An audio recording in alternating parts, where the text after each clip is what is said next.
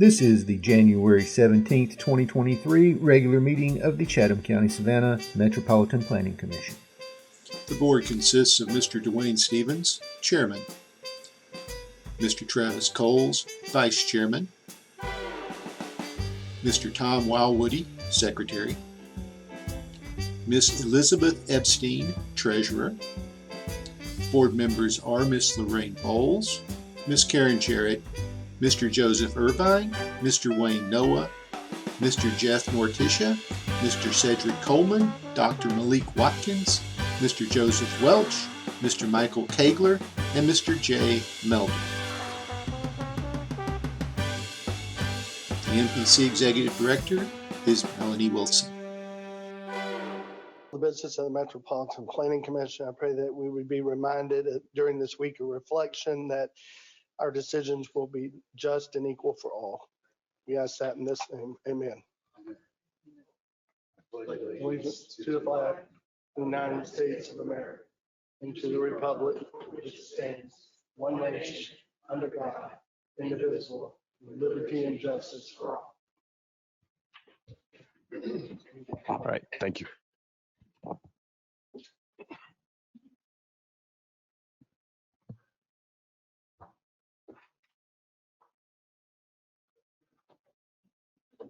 The MPC has been holding hybrid meetings, so it allows for both participation in person as well as online.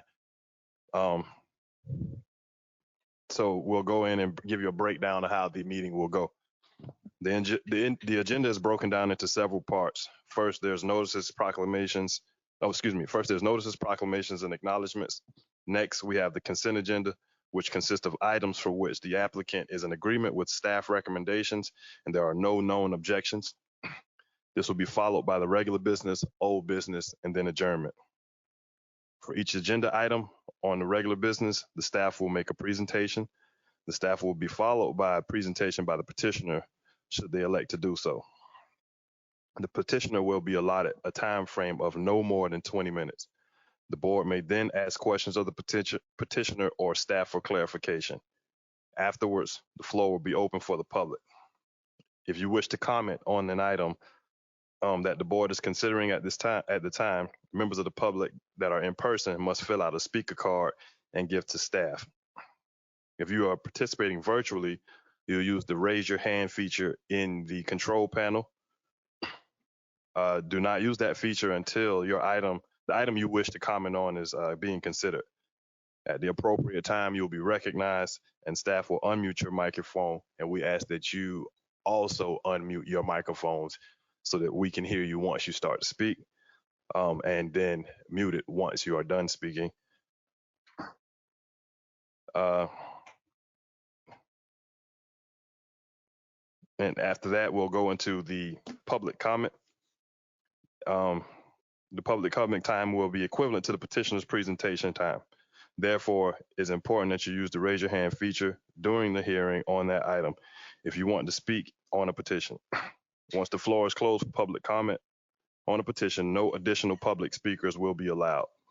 If you're not certain you want to speak, still use the raise your hand feature and or submit the blue speaker card. And at the time that you're called upon, you can then forfeit your opportunity to submit comment.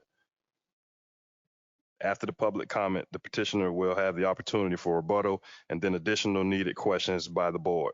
Finally, the board will take action. Okay. What's the agenda? Can you slide up on the agenda? I don't have an agenda. 1 second. 1 second. All right, got it. There we go. Okay, so we'll now move on to the next item on the agenda, and that is the approval of the agenda. Cole's motion to approve the agenda. No, a second. We'll enter it. We'll do a voice vote. All in favor? Aye. Aye. Any opposed? All right, thank you. Move on to notices and proclamations and acknowledgements. There are none listed. I will move on to the items requested to be removed from the final agenda. That'd be item number 1 is a map amendment at Wild Heron Road, a rezone from A-1 to RMF-1 and RSF-4, and that's petition number 22-002-692-ZA. The next item is map amendment 340 Buckhalter Road. It's a rezone from RA County to RMF-1-12. And that's petition number 2205069-ZA. And then lastly, item number 3, a zoning text amendment, accessory dwelling units. And that is petition number 22-005883. You now take a vote on, so is there anyone that here for those items? Okay, hearing none, we'll enter into a vote. Coles make a motion to remove items 1, 2, and 3. Noah second. Thank you, Mr. Coles and Mr. Noah. If there's no discussion on that motion, we'll go into a voice vote. All in favor? Aye. Any opposed? All right, thank you. Motion carries and items are removed. Next item on the agenda is the items requested to be withdrawn. There are none listed, so then we'll go into the consent agenda. The consent agenda consists of items for which the applicant is in agreement with the staff recommendation and for which no known objections have been identified nor anticipated by staff.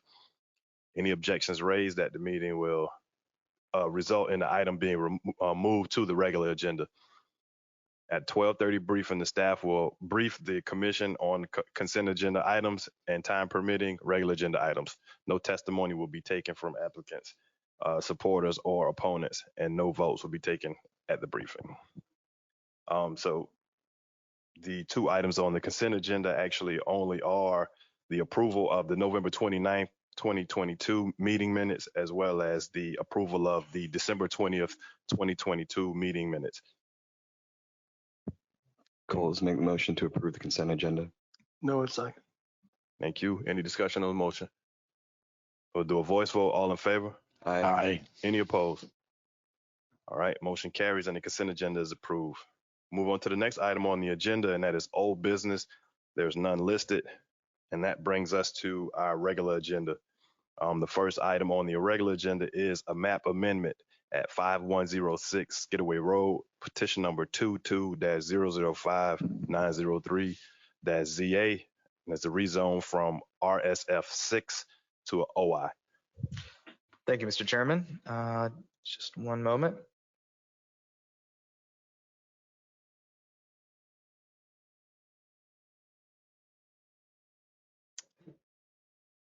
So we have here today a petition to rezone this property here, which is currently being used as a private tennis school on Skidaway Road, from RSF 6 for residential single family to OI for office and institutional use.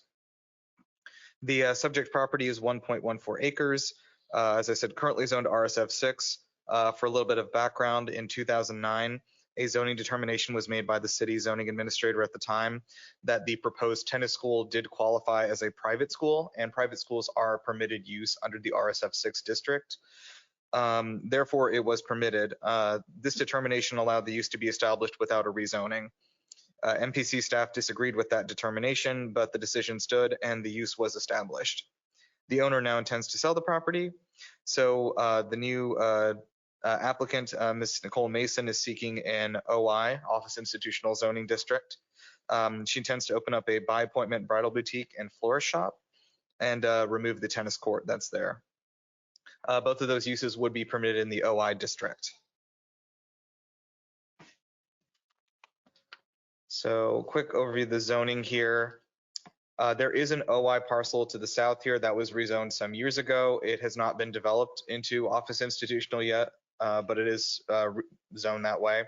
The rest of it surrounding it is really RSF that's adjacent. We've got RSF 10 over here and RSF 6 to the north and east. There is some OIE up here, and if you go up and down along Skidaway, you'll find pockets along Skidaway with frontage on that road that have OI, OIT, OIE, BN, neighborhood business, and BC, community business, all up and down the road. So it is very much not uncommon for the residential flow of Skidaway to have these small, lower intensity commercial uses along them. So some of the permitted uses for this district for single family are generally, we would look at RSF 6 as really being primarily for residential single family homes. There are other things such as a private school that are permitted there. When we're looking at the zoning OI, which the applicant is asking for. We see a lot more varied uses. Some of those are offices, medical offices, child and adult care centers, medical institutions, an event venue, utility, pharmacy, bank. There's a few more things there, but those are some of the higher intensity uses that could be possible in this area. The comprehensive land use map designates this property as residential, suburban, single family. So the proposed district is not consistent with that classification, but non-residential uses are common fronting along this portion of Skidaway Road, and neighborhood scale non-residential uses are compatible when located on arterial streets like Skidaway Road. The range of uses permitted in the OI zoning district are mostly compatible with this residential nature of the area. Many lots along this portion of South Skidaway Road are OI or BN and mix well into the existing single-family neighborhood. While a single-family home on this property is possible, because of the large size of the property and the difficulty to subdivide it, it is impractical to use this entire 1.14 acres for a single home. Skidaway Road's also a major thoroughfare between the Islands area and downtown area, so the office and commercial uses could theoretically pose an issue concerning the already heavy traffic. However, the property has been used commercially for years, so these listed uses here would likely not significantly increase the traffic problem.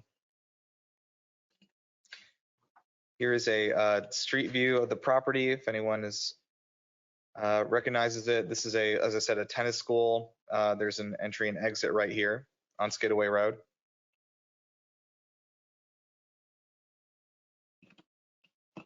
So as I mentioned earlier, this property has been used as a commercial tennis school for about 15 years now. Nearby residential uses may be deemed more valuable by replacing the tennis court with offices and small retail stores, as they would be less noisy and provide less of a nuisance. The OI districts are also intended to act as a transition area between the lower commercial districts and the residential districts. So the specific location of this property wouldn't be out of keeping with the intention of the OI district. Due to the property only having access by way of Skidaway Road, which is over here, and the lane to the north never having been opened, if you zoom in a little bit here, you can see that this is city property and this is technically supposed to be a lane. It was never opened and is unlikely to ever be opened or utilized by the city. And because of that, it would be extremely difficult to subdivide this property to match the properties around it. It's about 4 times the size of the properties in the rest of the neighborhood.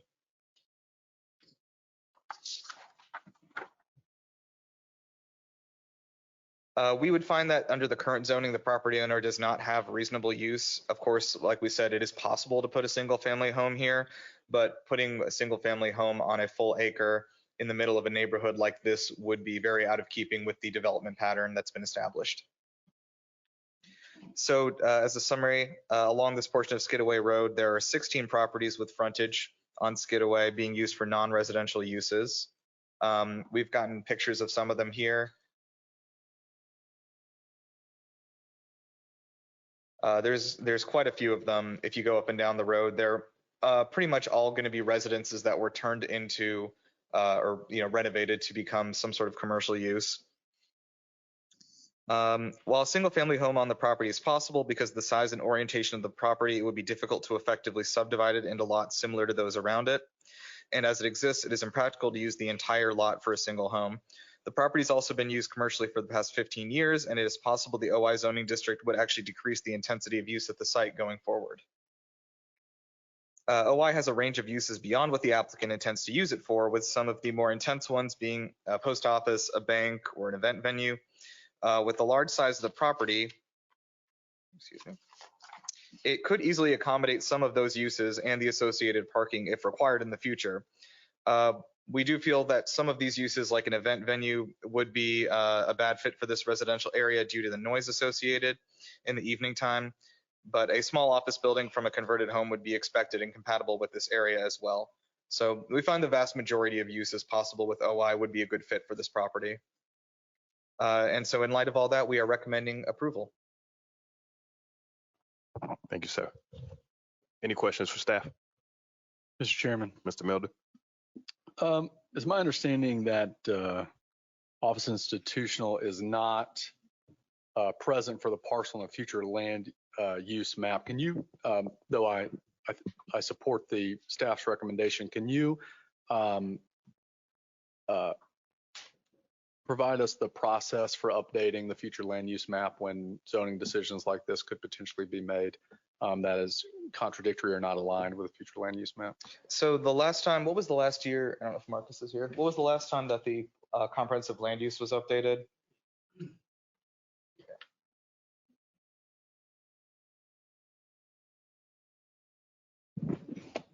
Mr. Chairman, Mr. Melder, to answer your question, the process is in a case where the board and the council find that a piece of property is out of line with the designation for future land use, a comprehensive plan map amendment can be filed to change that designation.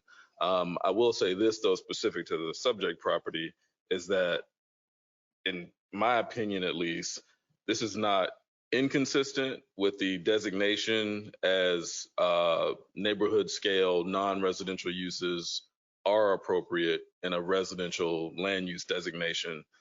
We would not recommend larger scale non-residential uses at this location because of that comprehensive plan issue. But to answer your question, there is a amendment process by which a petition can be made to change the land use designation for the property. Thank you. And I think one other thing you had brought up is that there was not an office institutional designation in the comprehensive land use map, which is true. There is an institutional use, which is generally was reserved for things like libraries, museums, schools, things like that. Typically not with all of the things associated with OI. So that is sort of a gap in comparing the office institutional zoning district with our land use map 1-to-1, which is why, as Marcus said, it's one of these neighborhood scale non-residential uses that fits in with this land category. Thank you. Ms. Jarrett. It's not very common for us to change the land use map designation either, is it? I mean, we can do it, but we don't generally do it. Yeah, we've just again, we've kind of gone back and forth with this over the years. We have, the city has, the county has, about the importance of changing the map on an individual parcel basis rather than going through our normal update process. So I think where we are now, and I believe all the parties agree that it's more important for us to go through our normal update process with the 5-year updates to give a more comprehensive look at areas versus individual pieces of property. So I think that's where we are, Ms. Jarrett, to your point, because you probably were on this board when we were bringing land use map amendments with the rezonings for individual properties. And we kind of decided that that's not really the way to handle that. I'm pretty familiar with it, but once you get to the comprehensive plan review, is there a way to identify all those properties that we have rezoned over the years? An easy way? Well, it's not easy. It is time consuming, but we have done that. And we did it, in the recent comprehensive plan update. Your land use map amendments, it would be easier to identify areas that need to be looked at as possible change areas. Yes. Correct. Thank you. If I may, can you hear me? Oh, yes, we can hear you. Okay, great. Hi, this is Melanie. With regards to the land use plan update, one of the things that we're doing now is updating the land use map. And that's where we will look at some of these areas that are inconsistent or have issues with, like this one, and make adjustments at that time. And then we'll have a hearing on that with if there's a big change, letting the folks in the community know. But we have not finished updating that. We're almost finished with it, but we're not completely finished with it.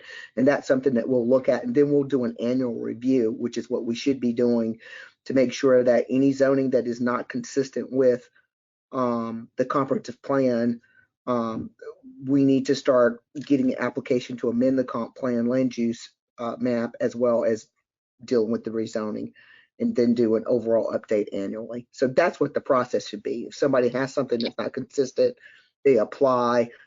for an amendment to the comprehensive plan land use map, and they apply for a rezoning of the property. And generally, the land use map amendment is heard first. If that amendment passes, then the boards hear the rezoning case, because at that point it would be consistent. All right, thank you, Ms. Wilson. Mr. Lawson, did you catch most of that? Could you Yes, sir. kind of summarize it for everybody that could barely hear her? Oh, okay. Yeah, I think, and we're going to try to summarize some of what was said because of the volume. I think what Ms. Wilson was referring to was the ongoing review of the land use map, the current future land use map that should be finalized shortly.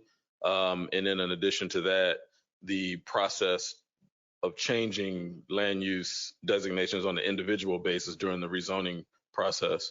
If someone's petitioning for something that's completely inconsistent with the future land use map, then they could file a land use map request change in conjunction with the zoning, and those items can be heard simultaneously. Okay, thank you. Any further questions for staff? All right, hearing none, we'll now hear from the petitioner.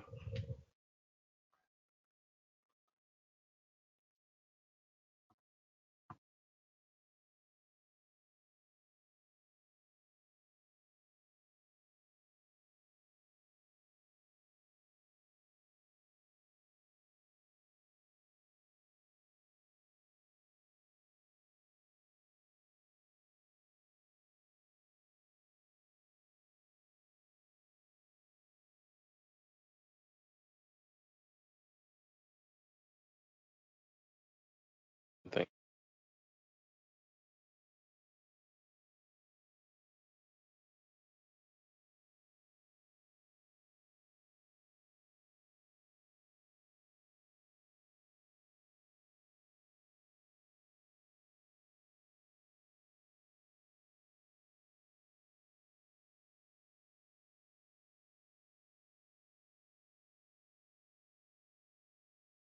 Law firm of Corville, Johnson and McCoy, here on behalf of the petitioner.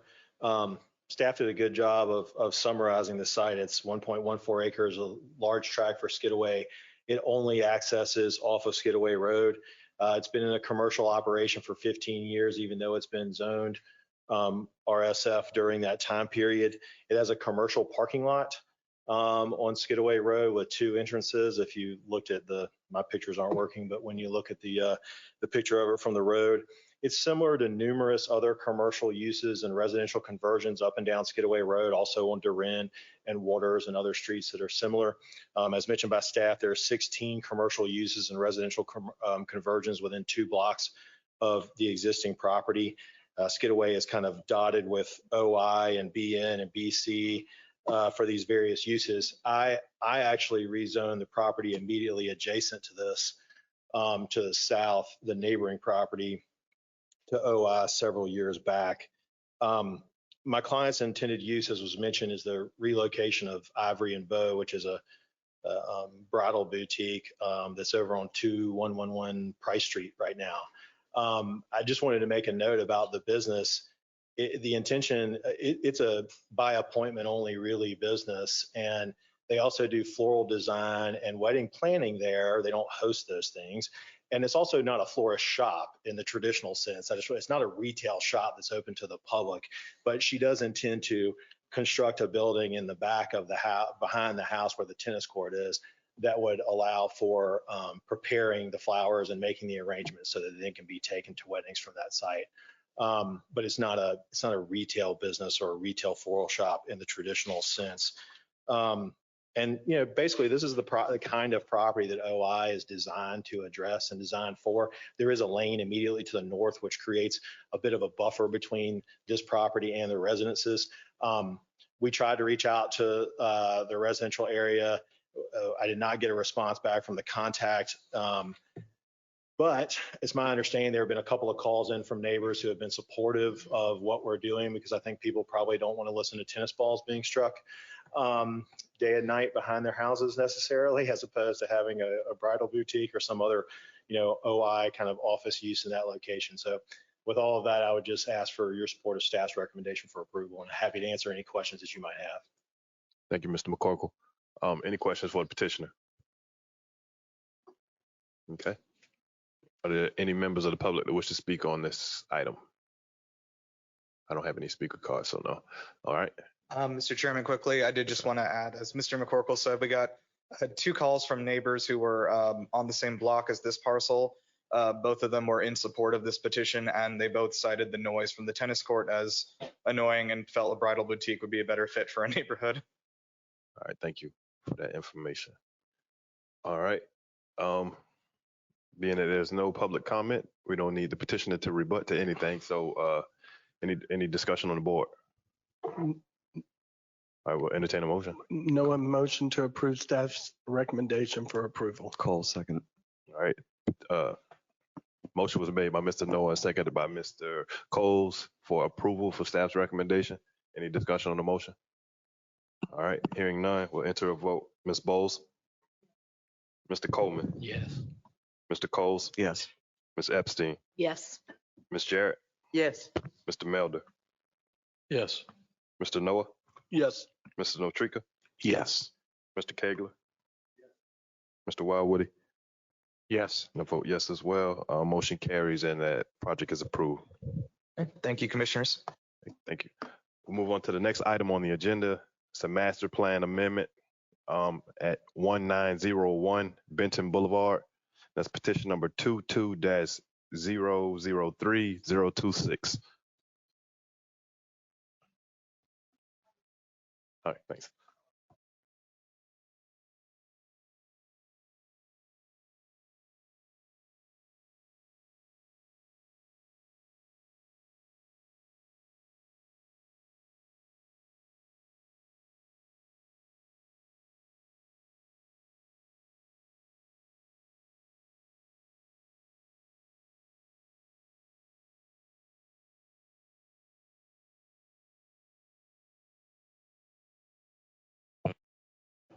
There we go. The next item is a request to amend the land use designation for property within the Godley Station Master Plan. Property is located at 1901 Benton Boulevard. On this map, you can see the property with the X at the northwest corner of Benton Boulevard and Jimmy DeLoach Parkway is the subject property. This property currently has a land use designation within the Godley Plan Development of light industrial. Many of the properties in this area maintain the light industrial land use designation. The petitioner is proposing to change the land use designation from light industrial to commercial in order to develop a 2-acre portion on the frontage of this property, which is a total of about 8 acres, to commercial. As we understand it from conversations with the applicant, that the balance of the property would be a future commercial development, but the intent for the 2 acres at the intersection of Jimmy DeLoach and Benton is for a childcare facility. The general development plan in this area, as you can kind of see, is really a mix between industrial uses and some commercial in the very immediate area. There's an existing retail center here, which includes a convenience store, gas station, some other retail uses, services as well. On the south side of Jimmy DeLoach is also a convenience store, gas station development. And I should mention that although not visible in this aerial image, the property on the south side of the lake here is currently being developed as a multifamily residential project, approximately 300 dwelling units. And I say that to mention the fact that within this general vicinity, there's not a lot of residential within a half a mile. The property that you see to the north is a apartment development, which is the closest, and it's approximately a half mile from the subject property. Further north, about a mile from the subject property is the Highlands, as well as a series of multifamily developments all along the northern portion of Benton. As you go west on Jimmy DeLoach, that includes the farm, which is a single family residential neighborhood just off this map, which is in the city of Pooler, and then some other single family on the south side of Jimmy DeLoach, which is also in Pooler. The applicant provided a concept site plan for the proposed development. which includes a single building located here, a child care center approximately 12,000 square feet in size, associated parking. And one of the main reasons, or one of the main issues that has been an ongoing discussion between the applicant, the City of Savannah's Traffic Engineering Department, and the Georgia Department of Transportation has been the access to the property. As you can see, they're proposing an access point, a right-in, right-out access point at this location on Benton, and then a right-in, right-out access point on Jimmy DeLoach.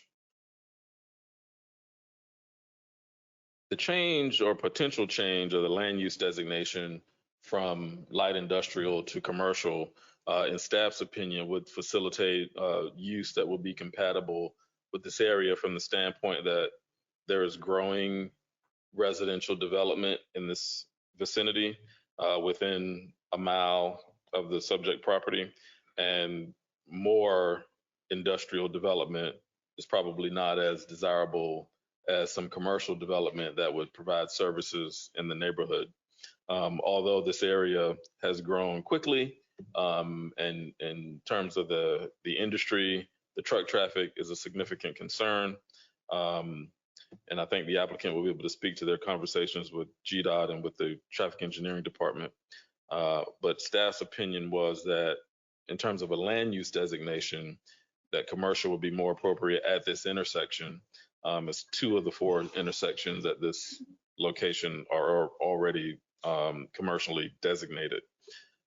With those findings, we're recommending approval of the change from light industrial to commercial as a land use designation within the Godley PD. And with that, I'll be happy to answer any questions. Thank you, Mr. Lotson. Any questions for staff? Ms. Jarrett? Again, we are changing the future land use designation for this property, correct? Well, this is what's being requested is a land use change. Oh, it's a PD. And maybe I should back up a little bit because the Godley area is within a planned development. Yeah. It was originally approved back in the mid 90s and rezoned to a planned development by the City of Savannah. So within the Godley PD, each parcel has a land use designation. So it may be commercial, it may be industrial, it may be institutional. So those are all identified. This particular piece of property had been identified as light industrial, and the petitioner is proposing to change that designation to commercial, which, if adopted, would then allow them to submit site plans to the City of Savannah for a commercial development. Good deal. Thank you. Anything else for staff? Mr. Melder? Chairman, I would view this as very positive development pattern from a light industrial to commercial use, given the residential zoning and development that we have seen in the Highlands area. Is that part of the reason for MPC staff approval? I would say, Mr. Melder, that's one of the main reasons that we recommend approval in this case, is that the significant growth of the residential sector, both within the City of Savannah and within the City of Pooler, right in this area, is going to require that there be some commercial services that are available for those residents. And then the other piece of that is sort of the, diminishing, frankly, some of the land that's already identified for industrial, because it's significant out here, which drives, no pun intended, the truck traffic in the area. Mr. Melder, anything else? Thank you. No problem. Anything else for staff? Thank you, Mr. Lotson. Thank you. We're now from the petitioner. Yes, sir, Mr. Chair. For the record, Josh Yellen here today on behalf of the developer, 814 CRE. And with us from the development team, we have Samantha Kozlowski, and we're happy to answer any questions that y'all may have about the site. But as Mr. Lotson discussed, what today we are having is solely a master plan amendment. It's not an approval of a site plan. It's not an approval of the building. It's to change the color on the map from industrial to commercial. And this site has been listed as industrial since the Godley Station PUD was in effect. I don't believe the site ever went through some of the processes that you've seen for the other properties to change it to industrial, to put a warehouse there. It was always designated as an industrial parcel. But what's unique about this property and why I wanted to pull up this map is that this portion of Benton Boulevard is prohibited from truck traffic. I know there was some concern in the pre-meeting about the possible interactions between a daycare and truck traffic. But starting at Jimmy DeLoach and going north, trucks are not permitted. So we do not have that concern. I will say that this is one of the last steps of the process in terms of getting this site ready for commercial development. When I was initially brought on board, we went out and reached out to International Paper. They were the original developer of all of this area, of all of Godley Station. We had to work with their development and legal team to get a deed of release for this parcel. So they agreed that it should no longer be an industrial site. We then had to reach out to the developer, the current declarant of the site, Landmark 24. We had to seek their approval. They also agreed that this is no longer useful as an industrial property, that it should be a commercial property. We then reached out to the adjacent property owners who will be continuing the development of the site. And what's in your packet, they have agreed that they will not develop as industrial, that this is better suited as commercial. And so we are here today to ask for your approval to change the master plan to allow the commercial use on this site. We've been working with our project engineer, Scott Burns. We've been working with the declarant's project engineer, EMC, and the city of Savannah and GDOT, all working on how the traffic will align, how the entrances will face. That is still a work in progress. As Mr. Lotson showed you, one proposal was to align this access with the access right here. The city of Savannah is not in favor of that access. The preference from the city of Savannah is that we bump this up to the existing curb cut located further to the north of the property, and then have a longer frontage road access drive, which will help take some of those cars off of Benton that are coming to the daycare, get the kids off of Benton. We know there's a traffic problem there. At least in this manner, they can queue for longer before coming in to our development. So we think that that is a welcome proposal, but we're going to continue to work with the city of Savannah, work with GDOT to find the best access points for this site. We do respectfully request that you approve of this master plan amendment so that we can develop the site as a commercial instead of an industrial use. And I'm happy to answer any questions that y'all may have. Thank you, Mr. Yella. Any question for the petitioner? Ms. Jarrett? I don't really have one for the petitioner. I did want to know if the site plan is coming back before this commission, or is that a staff site plan review? No, I couldn't really answer that until we see an official submittal, but I will say this. If an official submittal is made and it meets the requirements of the ordinance, then it would not be required to come back to the planning commission. If they're seeking a variance or some other relief, then it may have to be approved by this body. Okay, thank you. Anything further? Okay. Is there a member of the public that wishes to speak on this item? Okay, I don't have any blue cards and I don't think we have any hands raised. So we'll move on to board discussion. Any discussion? All right, we'll entertain a motion. Coles make the motion that we approve staff's recommendation. No second. All right, so a motion's on the floor made by Mr. Coles and seconded by Mr. Noah to approve staff's recommendation. Any discussion? All right, hearing none. Ms. Bowles, how do you vote? Yes. Mr. Coleman? Yes. Mr. Coles? Yes. Ms. Epstein? Yes. Ms. Jarrett? Yes. Mr. Melder? Yes. Mr. Noah? Yes. Mr. Notrika? Yes. Mr. Kegler? Yes. Mr. Wildwoody? Yes. I vote yes as well. Motion carries and the project is approved.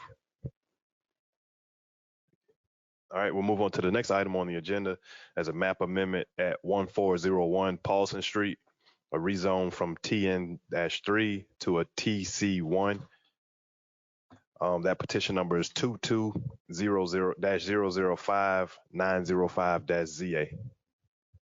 Ms. Leto. Thank you. The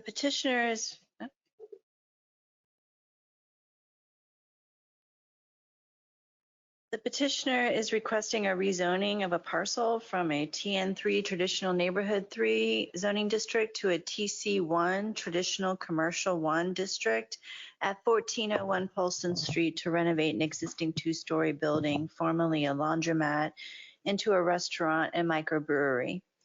The petitioner is requesting also a special use permit to allow for a microbrewery if the TC1 zoning is approved.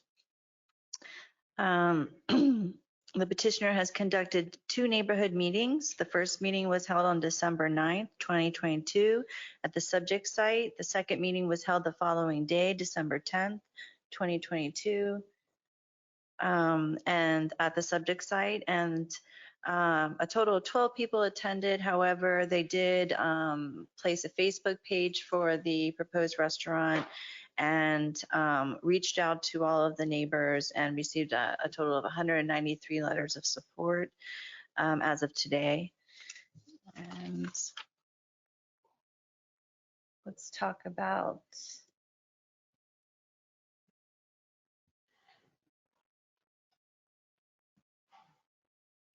so this is the subject property right here with the red dot. And then there are, including the subject property, there are 8 parcels that are 1 here to the east, and then 6 down here that are all vertical, very vertical parcel sizes, but they're also all non-residential uses. And they're surrounded by TR2 parcels, which are all duplex or single family residential. And then there's about 600 feet away on East Anderson, there's a bus stop on Cat, and then 550 feet away on East Side is on Anderson is another bus stop. The street abuts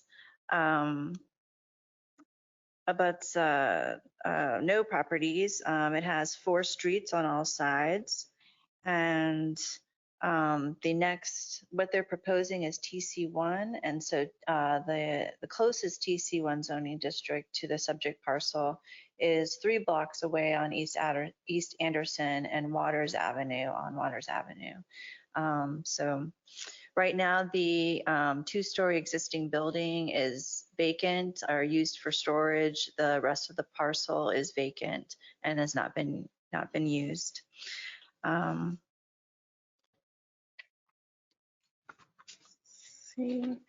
Property is, right.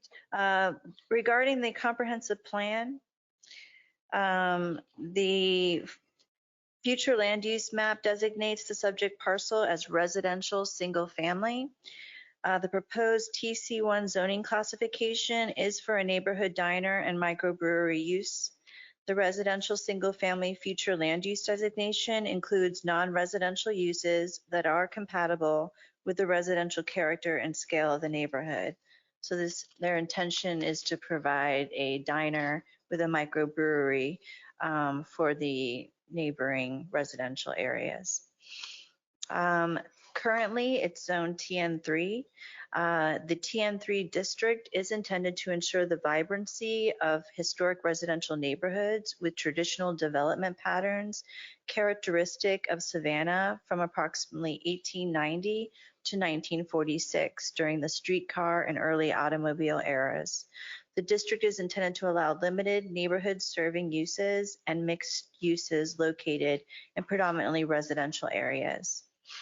Some allowed uses in the TN3 that they currently are zoned are predominantly non-residential uses with an exception of an upper story residential.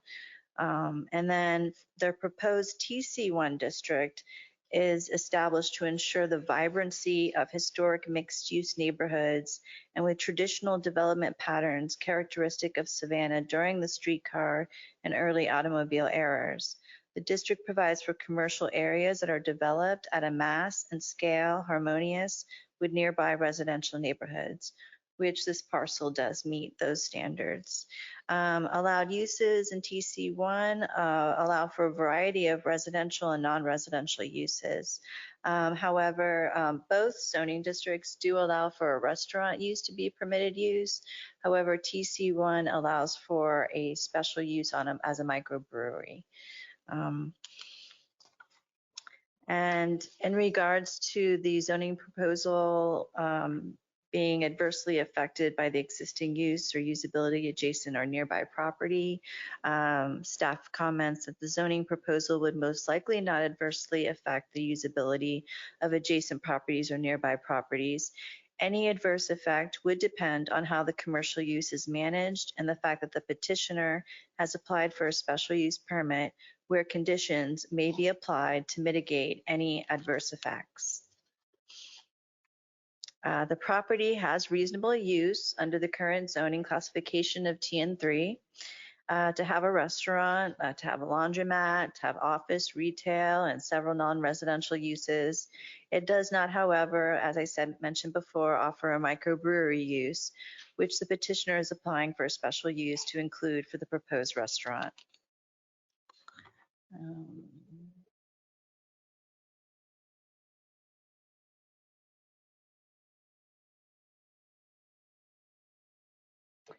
And staff's recommendation, based upon the review criteria, staff recommends approval of the request to rezone from TN3 to TC1. I am here as well as the petitioner to answer any questions. And following this zoning approval or disapproval, though, depends on the special use being presented. All right, thank you. Any questions for staff? Okay, hearing none. Any members of the public that wish, oh, excuse me, the petitioner. I didn't bring them today, but I think I can.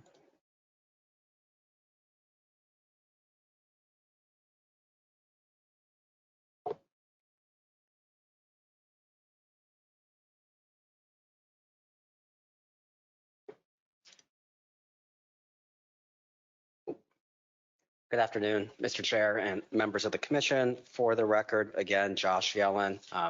For the applicant, we have Liz Massey, who's with us today, and I will introduce everyone else. Also with us is the property owner, Mr. Michael Condon, and then James' husband, or Liz's husband, James, is also here. And as mentioned in the pre-meeting, and it will become important as we go through this discussion, James is the owner of Two Tides Brewery. This is a completely separate project, will be completely unlike Two Tides, but because of that ownership interest in the site, we have to come here requesting a microbrewery due to state regulations where the owner of a brewery in the state of Georgia cannot, and their family even, cannot hold any other alcohol license. They cannot license as a bar, they cannot license as a restaurant, they cannot license as a package store, they cannot license as a convenience store. The only other application that they can make is for a brewery. And this is the same relationship that Southbound Brewery has with their sister restaurant, which is Hopatomica. Completely different feel, completely different branding, but it's what we have to do under the state regulations. And so while we are calling ourselves a microbrewery today, this site will function as a restaurant. And the intent was to open up a classic Americana diner, but to serve alcohol there, we must be a microbrewery. And the proposal is to have a limited microbrewing space with 2 beers on tap only, or not, I don't want to say on tap only, 2 beers brewed that will be served in the restaurant. And what is unique about this as well is that because of it being a microbrewery instead of a restaurant, they cannot serve any other alcohol on site. It can only be the diner beers that are served here. They cannot have a distributor come in and start bringing in liquor and wine and other beer. What they make is what they serve on site. So it's inherently restrictive, but I wanted to get that out of the way as to why we're saying this is a microbrewery.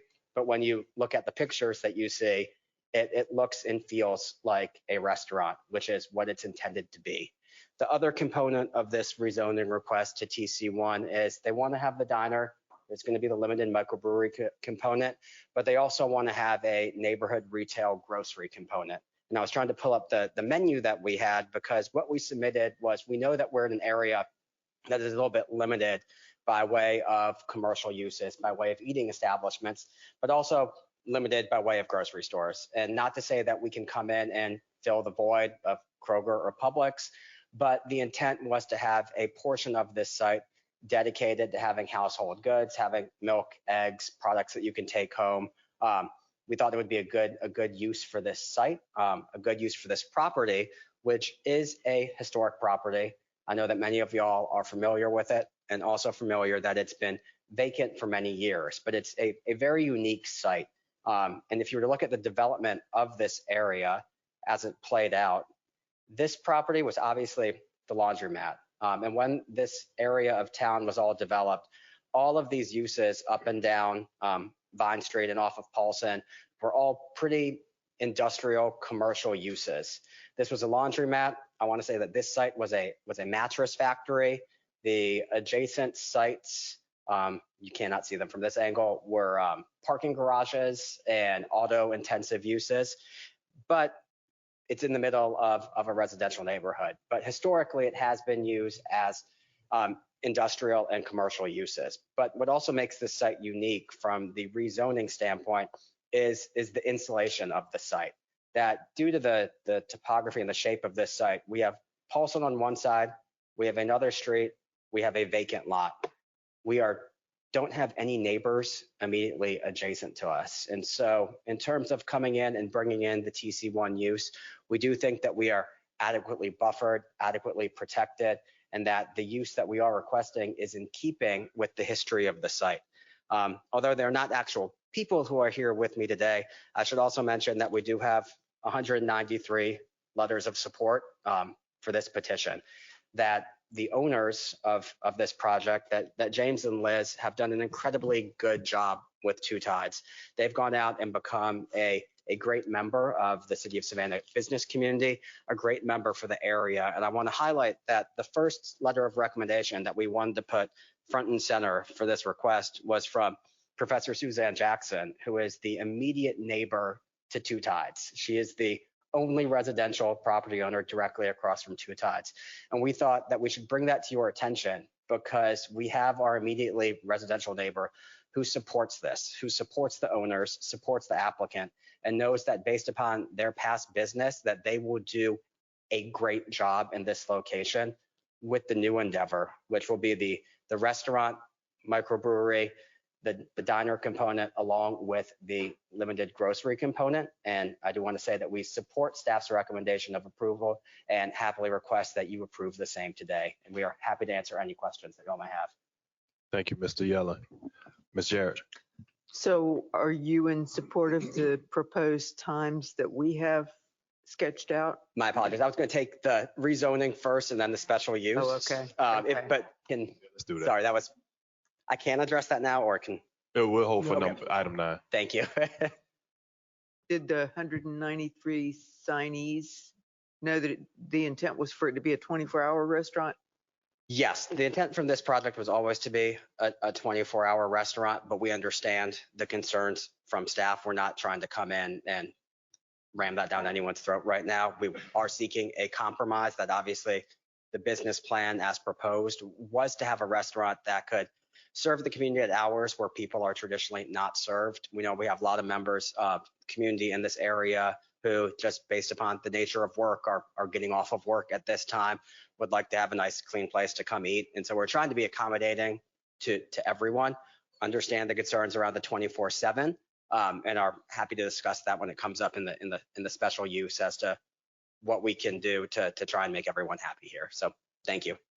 Mr. Noah. Just a quick question. Does staff have copies of those letters of support for the record? Yes, they were attached to the agenda. And I believe y'all got some more as well, or no? We have. Yeah, and more letters have been coming in. We just could not update quickly enough. I should also mention that there were 2 neighborhood meetings that were held on site on December 9th and December 10th. There were about a dozen people who attended those meetings, and those members of the public who did attend the neighborhood meetings were supportive of the project as well. Thank you. Miss Epstein. I was checking to make sure in your analysis of the site, the location of Savannah Classical Academy there on the corner. Yes, ma'am. I'm guessing that weighed into your decision not to sell distilled spirits. Well, we would not be allowed to do that regardless. But yes, you are correct that if this site were to not be a microbrewery and some other applicant were to come in, distilled spirits would not be permitted here either due to its proximity to the school.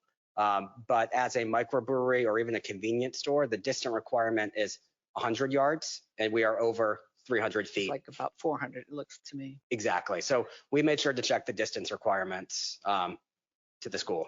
And this is just some information that I have. I know the Georgia Department of Education has much more stringent requirements, but I believe that's only for us, that's only enforceable if we said that we were going to go build by you. I work for the school district. Yes.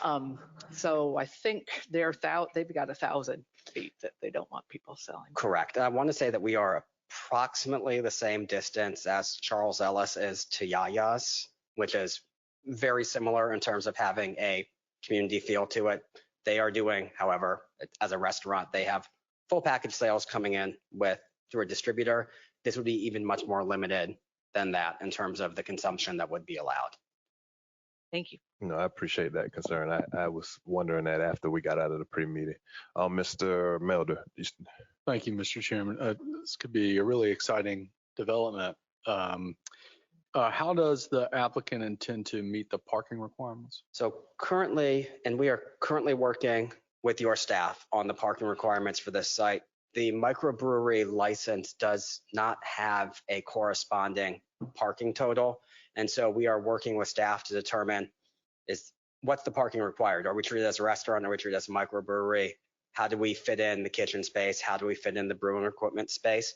But the rear of the site is currently vacant. I want to see if I can pull up the picture for you, but there's space at the rear of the site. The applicant also intends to maximize the ability to put in bike racks on the site. We want this to be a community establishment. And by way of the parking reductions, by putting in the bike racks, by putting in the moped racks, there's also a 25% reduction to that parking requirement. We believe we're looking at probably around 6 or 7 spaces that would be required at most. The last component that not necessarily to be addressed here is the grandfathered spaces that this site was built as a laundromat without providing parking, but all of that's currently in the works now as we work through with planning and urban design. Okay, thank you. And I will have some follow-up questions as it relates to the special use. Yes, sir. Anything further for the petitioner? All right, thank you. And just for a quick note, for board members, if you need to see the items attached to the agenda, I know we were having some issues with it, simply refresh and you should be able to access that information now. Thank you. Okay. So we'll go into public comment. Right now, I have a speaker card that this individual does not wish to speak, but just wants to submit that she supports it. Miss Amy Grove for this item. Any other members of the public wish to speak on item 8? We got you for item number 9, Mr. Combs. I can speak right now real quick. I'll get out of here.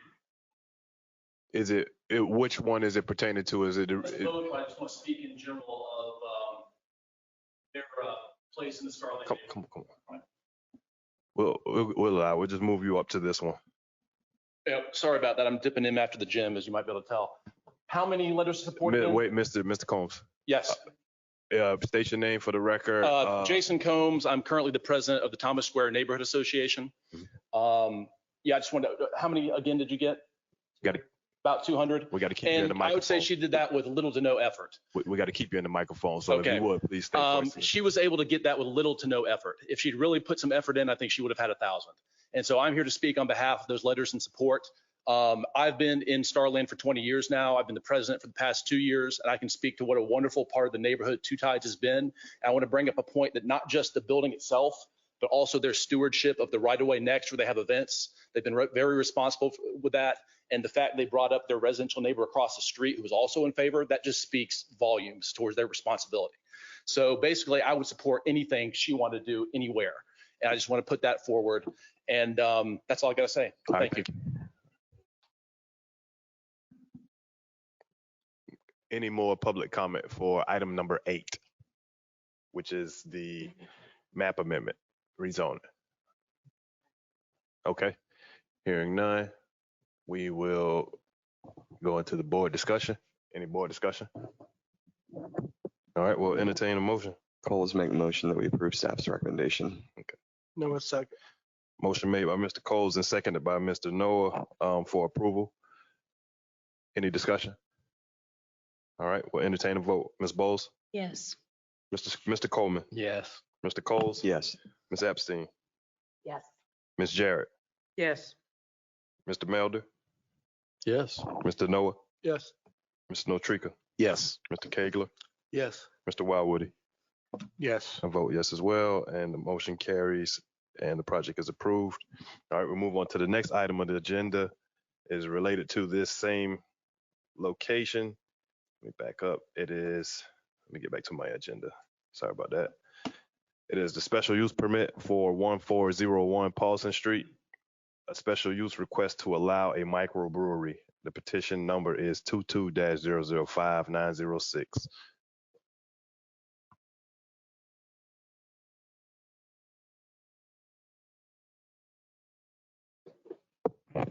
All right, I'm back again. This is a special use request for 1401 Paulson Street that was just approved with the TCI zoning district classification. A microbrewery within TC1 is a special use, so that's why they are here for the approval. The petitioner is requesting to establish a microbrewery within a restaurant.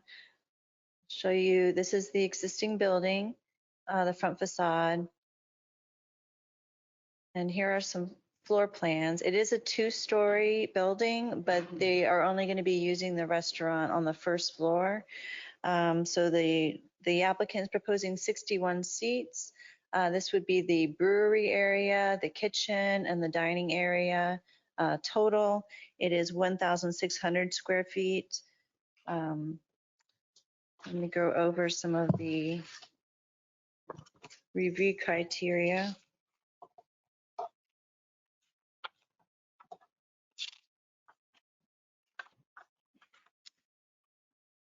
The petitioner is proposing a 24-hour diner restaurant. The city regulates operational hours for businesses selling alcohol from 7 a.m. until 3 a.m. But based on the location of the site, our surrounding residential properties, staff is recommending Sunday through Thursday. Put this down here. Sunday through Thursday, 6 a.m. until 10 p.m. and Friday and Saturday, 6 a.m. until 11 p.m. And also, there will be no loss, destruction, or damage to any item of historic importance. The building is not a contributing resource, but the renovation of this historic building would be a benefit to the neighborhood.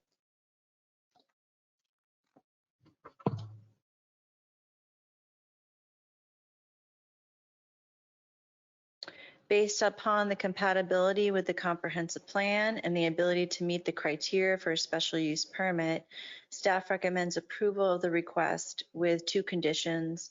1, that the special use permit shall be non-transferable. 2, operational hours, as I just said before, Sunday through Thursday from 6 a.m. until 10 p.m., Friday and Saturday from 6 a.m. until 11 p.m. And that is also the Planning Commission's purview to change those or alter those in any way or add any more conditions. Again, I and Joshua Yellen are here to answer any of your questions. Thank you. Thank you, Ms. Leto. Mr. Melder? Mr. Chairman, I agree with the conditions that staff has recommended, and I was wondering if perhaps the petitioner would be amenable to a third, which would be to supply the city of Savannah with a safety plan for their hours of operation, which is 24 hours a day, would be akin to something that an alcohol recipient who is opening a bar or lounge would have to submit. Fairly straightforward, but I think could go a long way with some of the concerns that we may see at City Council in terms of safety and security for a 24-hour restaurant in the area. Gotcha. That'd be a question for the petitioner. Applicant. Yes, sir. And if we can figure out the hours and the recommendation that is going to city council, the applicant would be happy to put together that safety plan or a good neighbor agreement, whatever it needs to be. From Two Tides, they obviously have a safety plan in place, which would be very similar. That will discuss hours of operation, security, staffing, everything that demonstrates that this will be a responsible property owner and a responsible restaurant at this location. But as indicated, or as perhaps highlighted before, we were looking for some flexibility and wanted to have a conversation with y'all regarding the hours of operation. The intent for this project was to be a 24/7 diner so that they can maximize the food options for the area. And we think also to serve a perhaps underserved segment of the community, where I think that the nearest restaurant open at these hours is probably the Waffle House on President Street, or maybe the Waffle House on Abercorn. But trying to provide something similar to a Waffle House, but obviously, or maybe depending on your views of Waffle House, a little safer, maybe a little better dining options. But so the initial proposal and what we did want to discuss regarding the operational hours was we would still like to have the opportunity to serve food for 24/7 and shut down as required by the City of Savannah alcohol ordinance, but are happy to have a conversation regarding the alcohol sales component. Because if we went through this with this rezoning to TC1 for a restaurant without alcohol, we would be permitted to serve for the full extent of the city ordinance. It's only when we bring in the alcohol that we have to come with a special use approval. And so we're trying to find that balance where they can make their business plan work to have the 24/7 diner, but are happy to discuss the hours as presented if it relates to an alcohol sales component. And to be closed at 10 p.m. during the week and 11 p.m. on the weekend really cuts off a large segment of the business that they were intending to capture.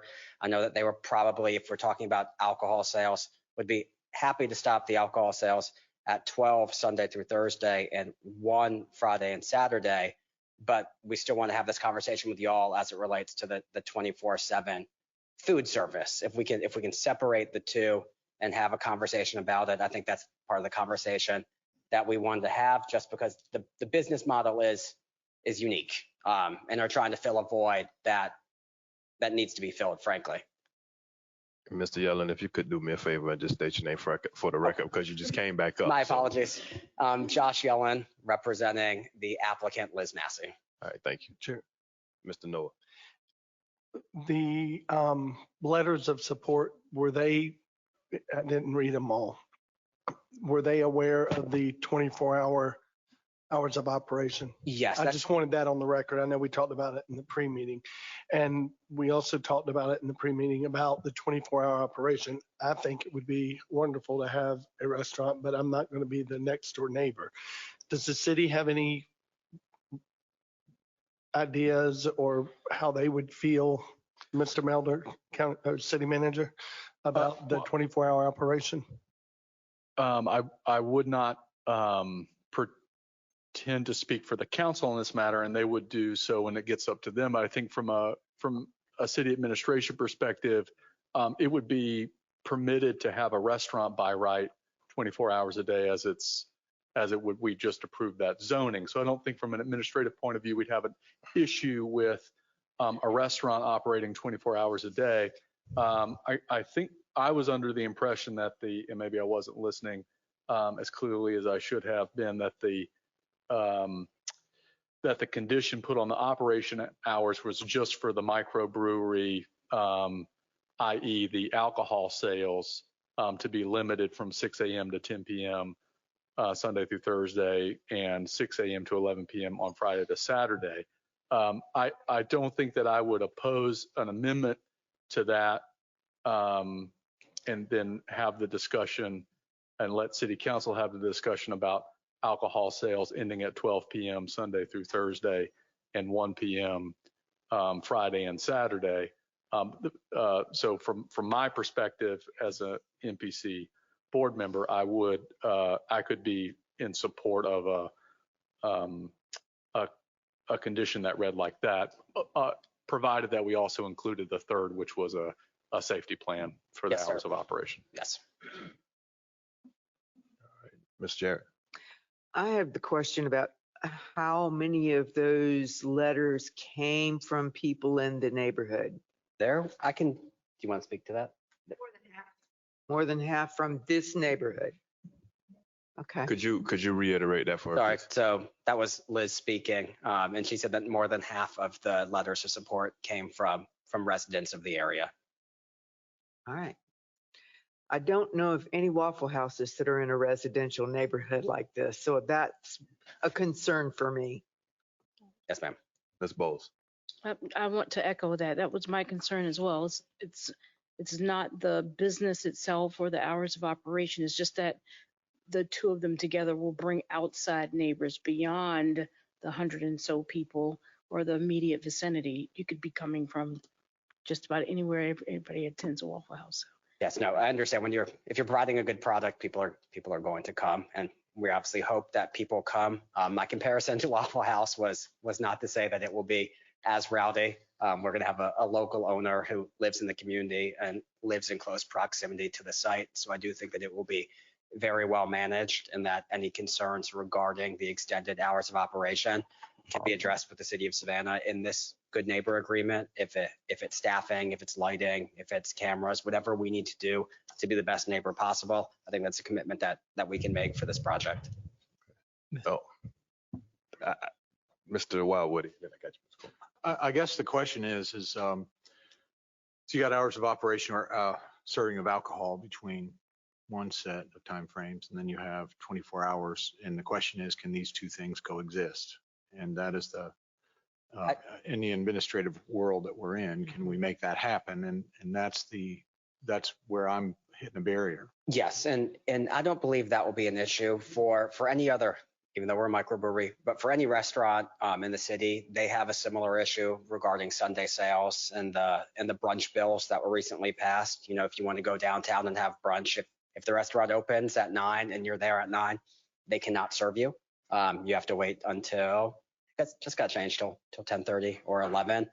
So administratively, this is a common occurrence for every alcohol licensed establishment in the city of Savannah. So I don't believe it would pose problems in terms of them being able to turn off the point of sale machine to stop that sale when need be. Mr. Coleman. Yes, I think I agree with most of the comments that have been made, especially about the hours of operation. I believe that the issue of how the 24-hour use affects the neighborhood needs to be countered with exactly the configuration of the streets and everything that's around it. And that, you're talking about, Anderson being one way, you come up with Paulson, and most of the parking being to the back side with no real serious residential direct neighbors to the site. And with that being the case, I wouldn't see this project creating high traffic demand, even in the middle of the night, however popular it is, and its impact to surrounding residents. It looks like there's maybe, 6 or 7 houses that are very close to that intersection that might be impacted, but the routes in are very diverse as far as getting into the site. So I think that, use late in the night would not create a drone of traffic by that one project. And it's not that large a building either. So its capacity would limit that as well. Thank you. I'm a proponent of the creativity, especially as the city is growing and we wish to draw a more diverse population, and we're automatically drawing a more diverse population. I'm a huge proponent of the creativity and approach for the use. I do echo some of the concerns as far as the being able to manage the cutting off of the alcohol sales, and I do understand that there are other businesses that need to, they're not allowed to sell within a certain time frame. But I just know Mr. Melder will probably speak to this better than me, but I can only imagine what the policing would look like in trying to make sure that there is adherence. I hear very loudly and clearly that this property owner and this operator has been good stewards of their business thus far, but they are not the ones that are in the building all the time running it. So there's concerns that somebody may. And I just trying to, it just concerns me about how enforceable that may be. But as Yes, sir. Mr. Coleman said, I'm not against the idea of a 24/7 because I think we need to start being a lot more creative in some of the uses and business types that we have as we are trying to Yes, sir. draw a bigger, more diverse population. And to Mr. Coleman's point, they had looked at other sites. This site is ideal from the points that you made, being surrounded by 4 streets, by not being in line in a residential block. There are obviously sites that I would not come before you proposing a 24/7 restaurant just because of the nature of the surrounding homes. This site does not have those issues. And I was able to pull up the menu just so that everyone can see what we are proposing for the 24/7 restaurant.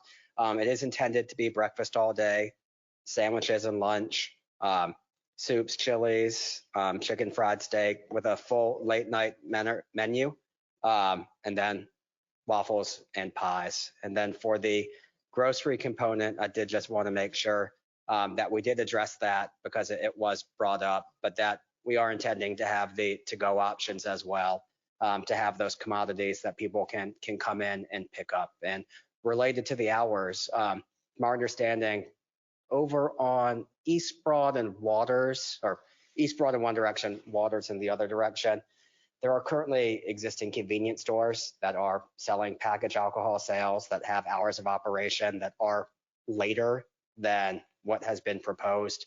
And so when we saw the proposal for the hours, we thought surely we're going to be better neighbors and provide a better product. And so that's what we're trying to compete as well for what we have. So thank you. Thank you, Mr. Yellen. Mr. Coles. What were the hours that you were proposing for the alcohol sales? Sunday through Thursday to midnight, and then What's the starting time? well, we have to back this up then because they have Sunday through Thursday in the staff report at 6 a.m. Friday, Saturday, 6 a.m. I don't believe that we can do alcohol sales that early. I think alcohol sales can only start at 7 Monday through Saturday, and then Sunday at, I cannot remember what the brunch It's either is. 11-ish or something like that. Right. And so we weren't trying to obviously change those requirements. But for the alcohol sales, it was till midnight and then till 1 a.m. on Friday, Saturday. So your biggest concern is the end time opposed to the start time because Georgia law requires you to adhere to a specific start time. Correct. And it was ensuring that we would be able to maximize our ability to provide the food options as it relates to the hours of operation. Mr. Wildwood. I guess this might be for staff.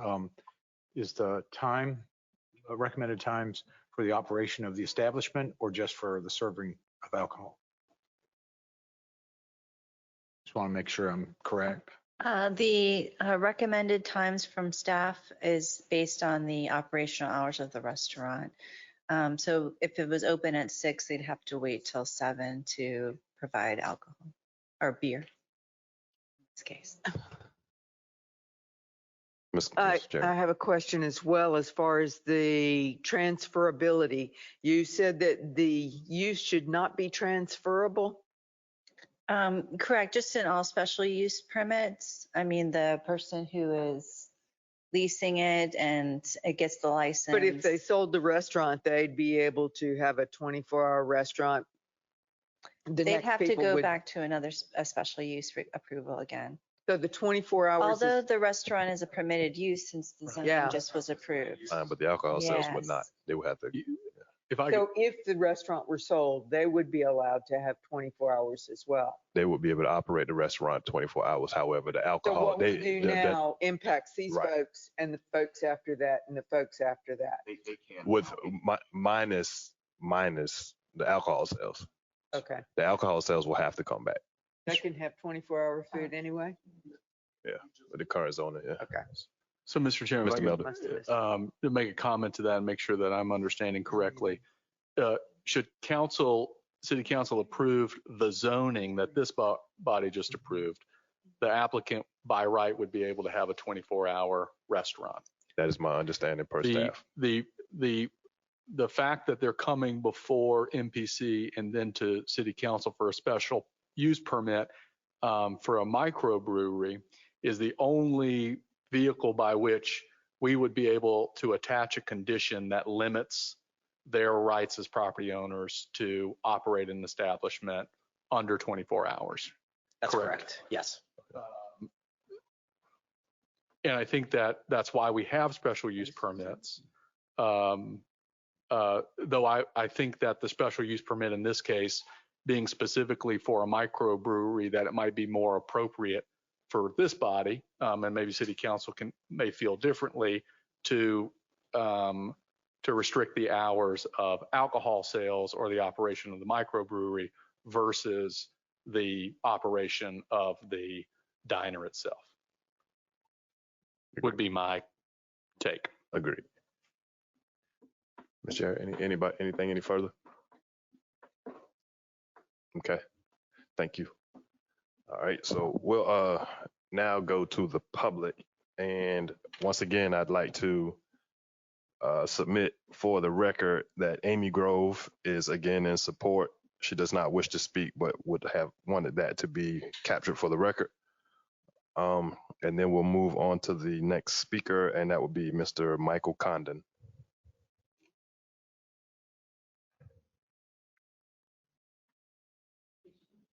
One second. Mr. Condon was the only one that submitted a speaker card. Now we're getting a little out of order though, because we had the floor open for the applicant. And, yeah. Michael Condon. Yes, sir. Sorry, I misunderstood the instruction. I'm the owner of 1401 Paulson. This particular building I fell in love with when I first came down to Savannah some 6 years ago. We were fixing a house on East Anderson, and I spent approximately a year convincing Mr. Rogers to sell me this dilapidated Art Deco style building. During the course of that time, he finally got to the point that he was tired of fielding my phone calls, and I got him to sell it to us. We've put the building back together over the course of time and have looked very carefully for a very specific type of tenant to rent to. We live in that neighborhood, so we're very familiar with our neighbors, and many of the people who live in that area have lived there for over 50 years. The house next to my daughter lives over 2 blocks down, and the house next to her, there's a competition as to who moved in first, but we know one thing: they moved in the 60s. Nobody remembers, though, the operation of these businesses that have been closed for so long. We wanted to put something special there because as we talk to our neighbors and spend time there, we want a place to go and have some breakfast or, a little lunch or this type of thing. And so we were looking for restaurants. And as the expression goes, we've kissed a few frogs here in interviewing people for this process, because it was very important to me that whoever was to rent this space understood the historic nature of this building, and that they respected our neighborhood and the folks that lived there. And so we were very careful. And I've said no to, I would suggest, more than a dozen folks who have asked to rent the building. And it's been out sort of more of a word of mouth thing. When Liz came to us and asked us if we would work with her, we were delighted, because their business is, very well regarded in the community, and they've done a wonderful job of building community over in Starland. And, I'm familiar with their business and enjoy their business model. So we've worked together to try and make sure that what we can present is something that the neighborhood would be excited about. And they are. The folks that live nearby, as Mr. Coleman had said, there really are no neighbors per se. You have to go beyond our block to get to residential homes. But the people are excited about having something there and having a place that's sort of like a local neighborhood place, if you will. A lot of that stuff is gone by the boards, and I think Savannah is unique in the sense that, we still like this idea of walking to a place to have a bite to eat, or walking or getting on our bike, or not having to worry about going outside of our neighborhood.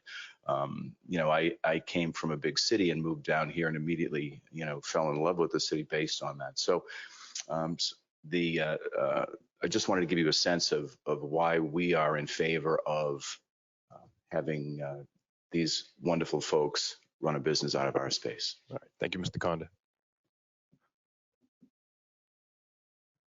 Mr. Combs, I'll allow it. You already submitted your comment, but I'll allow it. Just make sure next time, please, sir, put there, wait a minute, 1 second. Just make sure next time you submit a speaker card for both items. Yes, sir. And I'm sorry about that. I was a little confused about the two different items. And name for But I record. am gonna Name put for record. Jason Combs. Thank you. I'm putting on a different hat this time. I've actually got master's degrees in city planning and urban design, and I've been published in the American Journal of Economics and Sociology on the subject of Jane Jacobs. I would hope everyone here is familiar with Jane Jacobs. She talks about something called eyes on the street, and that's where when you have activity in the building, it makes the neighborhood more safe and more vibrant. And that's what you're going to have with this building, especially when you compare it to what it is now, which is just derelict. And also, I just wanted to add, what you were talking about is actually a concept called the third place. You know, your first place is home, your second place is work, and you want to have that third place in your neighborhood you can walk to and hang out. And that's a concept that was coined by Ray Oldenburg. So yeah, this establishments can be good for both of those. So the hours I don't think are a detriment to the neighborhood, but a benefit. Thank you. Thank you. Okay, 1 second. 1 second. Do we have any further public comment? Okay, thank you. Now you can call. Now you're technically. It's been a long time. Sorry. You're technically submitting your comment as a rebuttal to public comment because of the simple fact that you just didn't come up when the petitioner, and we kind of got down a route of questioning, but didn't afford you the opportunity to continue to submit as a petitioner. So if you would submit whatever you'd like to submit as a rebuttal to the public comment, and please state your name for the record. My name is Liz Massey, so the future project owner. No, I just wanted to speak specifically about restricting the alcohol sales. I've lived in Savannah a little over 10 years, and the entire time I've been here, I've been in the service industry. So I'm definitely very aware, specifically on Sundays, about the regulations of working in a restaurant or a cafe and not being able to sell alcohol until 12:30. I was the manager of Foxy Loxy Cafe for 4 years, and I moved here, and we dealt with that all the time. It is, from a management standpoint, it's as simple as in the back end on a computer, pressing a button that doesn't even allow staff to ring up the alcohol until the time that I sit on the computer. And additionally, I'm also not the type of boss to just open these businesses all over town and not be involved. I'm sure my husband could speak to his dismay, how much I work and how much time I do spend in the businesses I open. So this would definitely be something where I am on site and have eyes on everything that is happening at every single time this business is open, whether we're serving or not serving alcohol.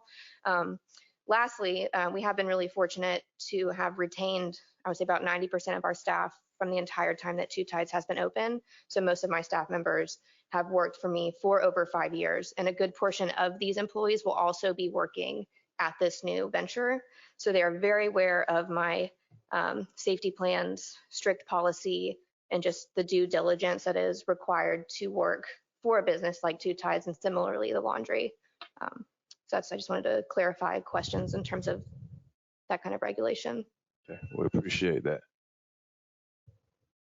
All right. If that is all of the petitioner's response to public comment, we'll go into board discussion. Anyone? Mr. Melder, discussion. Chairman, I'd like to make a motion if I could. We'll enter a motion. Make a motion that the board approve of the special use permit for microbrewery at 1401 Paulson under the following conditions. Condition 1, the special use permit shall be non-transferable. Condition 2, alcohol sales at the establishment would cease at 12 midnight Sunday through Thursday and 1 a.m. Friday and Saturday. And 3, that the applicant complete a security plan and good neighbor agreement to be on file with the city of Savannah. All right, thank you. Just for clarification, because we run into this in my field, 1 a.m. Friday and Saturday really means 1 a.m. Saturday and Sunday. That's correct. No, it makes second. Sorry, yes. All right. Okay, cool. So the motion is on the floor. Yes, sir. Question before you continue. I just wanted to clarify or ask a question of Mr. Melder's motion regarding the safety plan, because we're going to be submitting this paperwork to the city for council's review. Is it your intent for them to have that plan completed prior to being heard by city council? No, it can just be as a condition that goes before city council for their approval as well. Thank you. I think it's in their best interest to submit it. Okay. So there's a motion on the floor made by Mr. Melder and seconded by Mr. Noah. And that motion is to approve with the following conditions: that the special use is non-transferable. Number two, that the alcohol sales are to 12, up to 12 Sunday through Thursday, which would technically be Monday, and then on Friday and Saturday up to 1 a.m., which would technically be 1 on Saturday and 1 on Sunday a.m. And then lastly, that the petitioner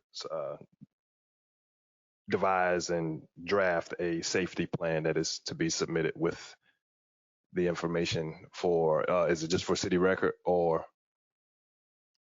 To be reviewed and put on file by the city of Savannah, as well as a good neighbor agreement. Okay, cool.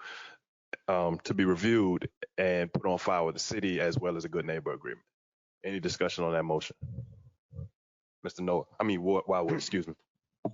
Just for my own understanding, the special use permit motion presumes the by right operation of the 24/7 restaurant, and that coexists with this approval.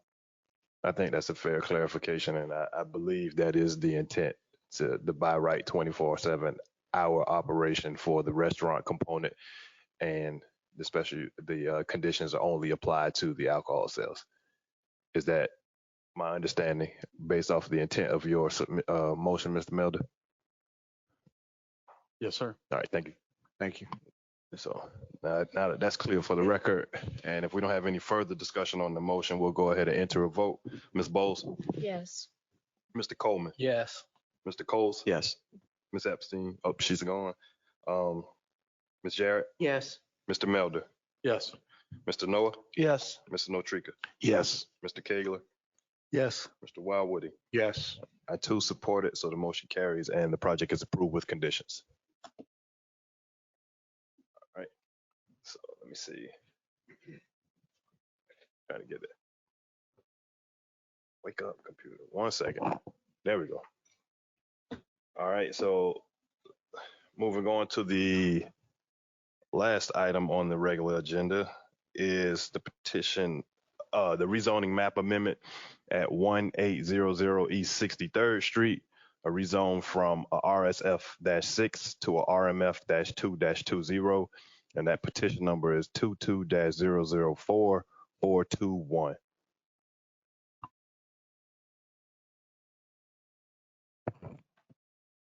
Thank you, Mr. Chairman.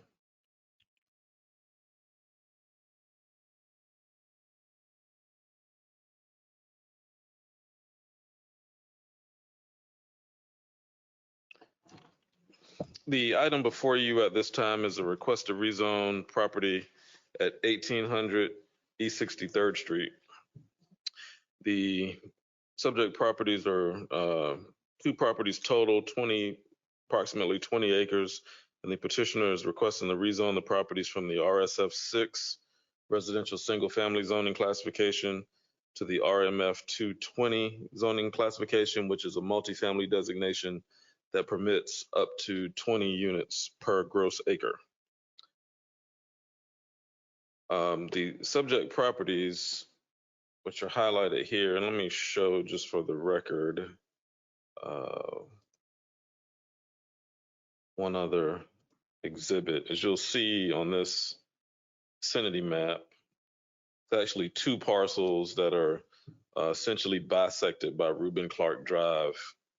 The petitioner initially filed for the property immediately to the north, on the north side, and then continued the petition to in order to engage the property owner for the property on the south side, and they did make an arrangement to get approval from that property owner to seek rezoning pursuant to potentially purchasing this property.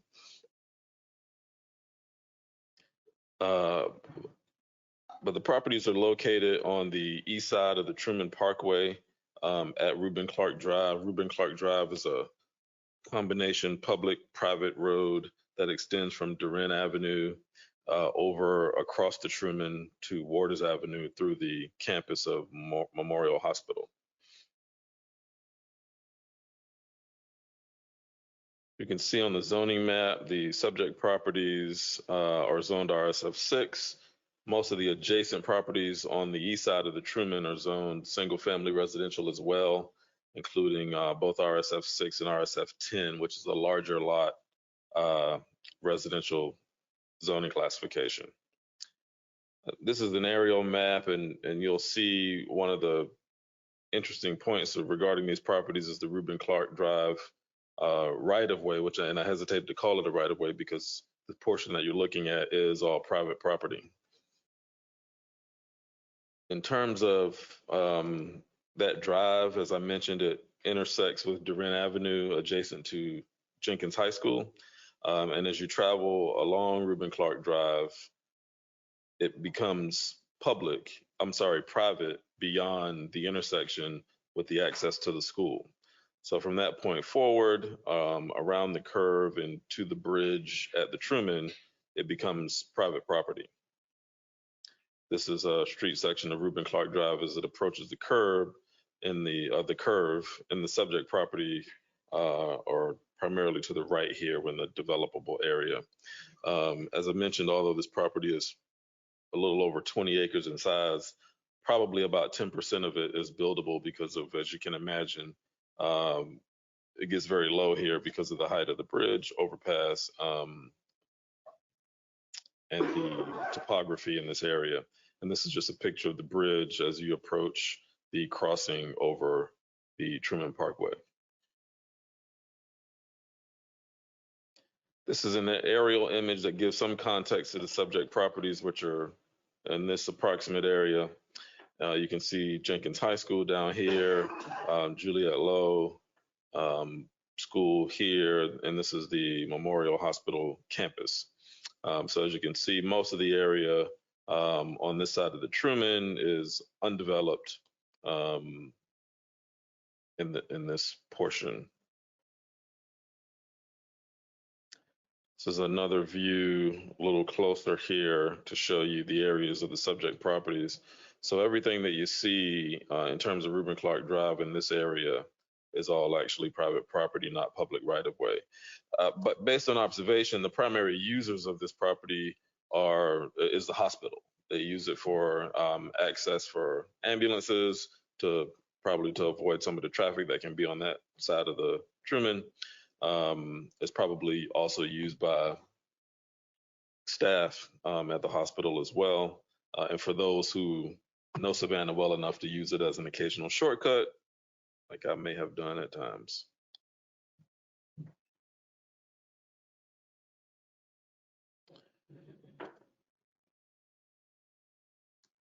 In terms of the development pattern in the area, as you can see, the properties to the north and to the east are all residentially zoned.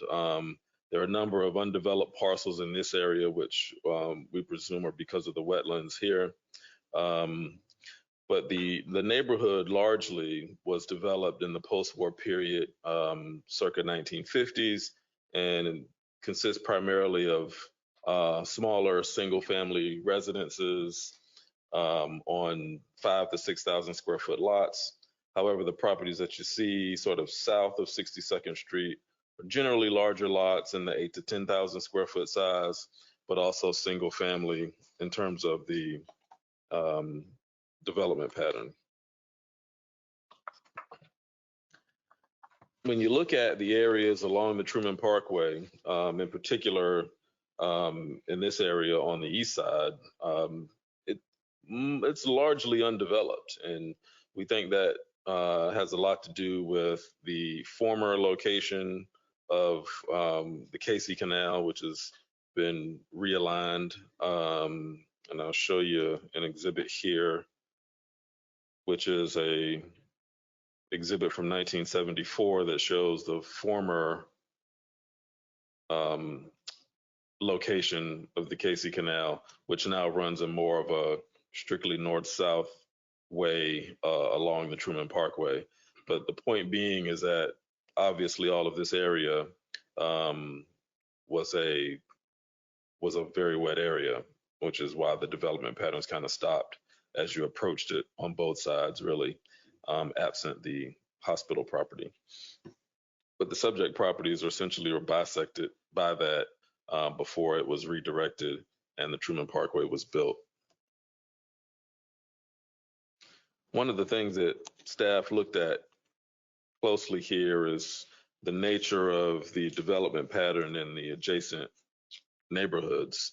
As I mentioned, it is single family, and the proposed development at 20 units an acre could allow a significant increase in terms of the area density.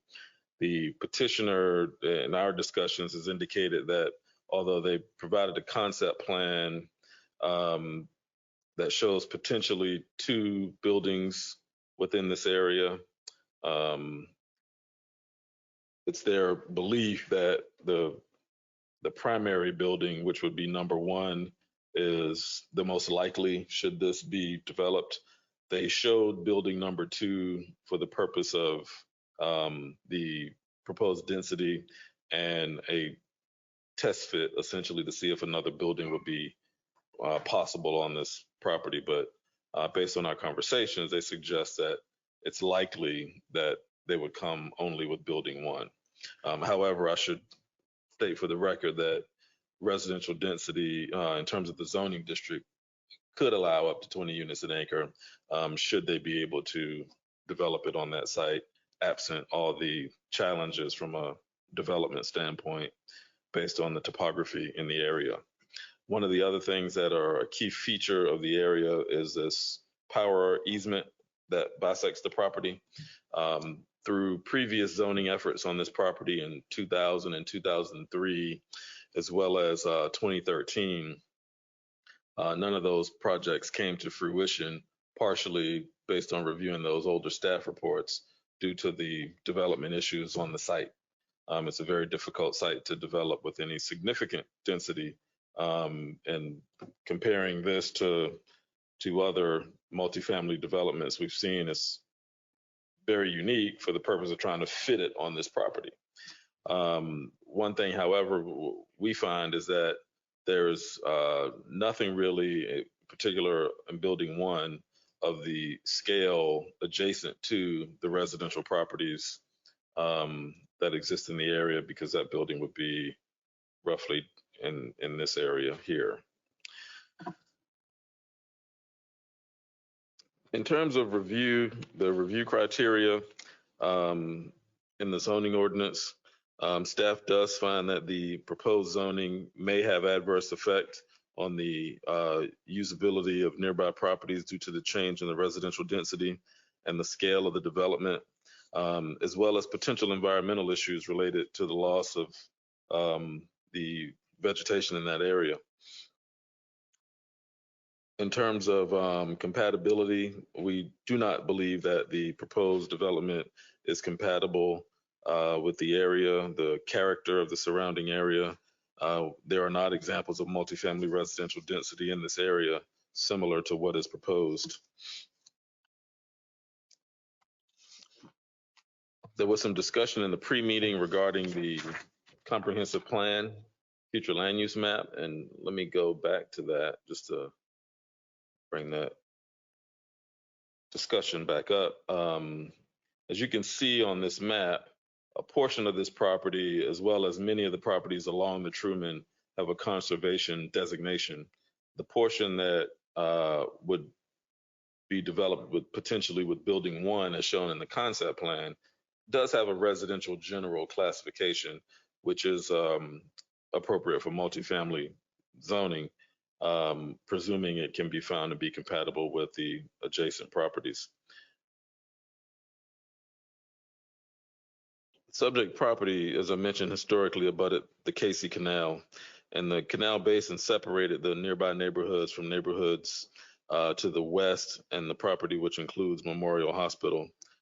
The construction of the Truman Parkway rerouted the canal, and Reuben Clark Drive was later constructed to provide additional access to the hospital. The developers of the residential subdivision east of the subject property appear to have recognized that fact due to the fact that the areas closer to the canal were deemed not appropriate for construction.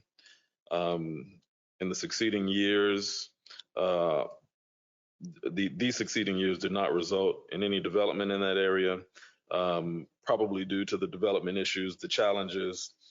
This would be a very challenging site, and I would bring to the board's attention that really the discussion today, I think, about this property is frankly whether it should be developed at all or not, because with a property this challenging, it would take a significant financial investment, which probably does not lead to things like single family or even duplexes in any kind of density.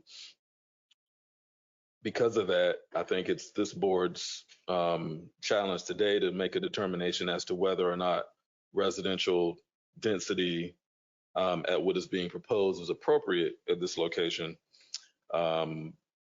Because otherwise it's likely, this property is not likely to be developed in any other, traditional way, whether it be commercial or office or institutional, because of those challenges.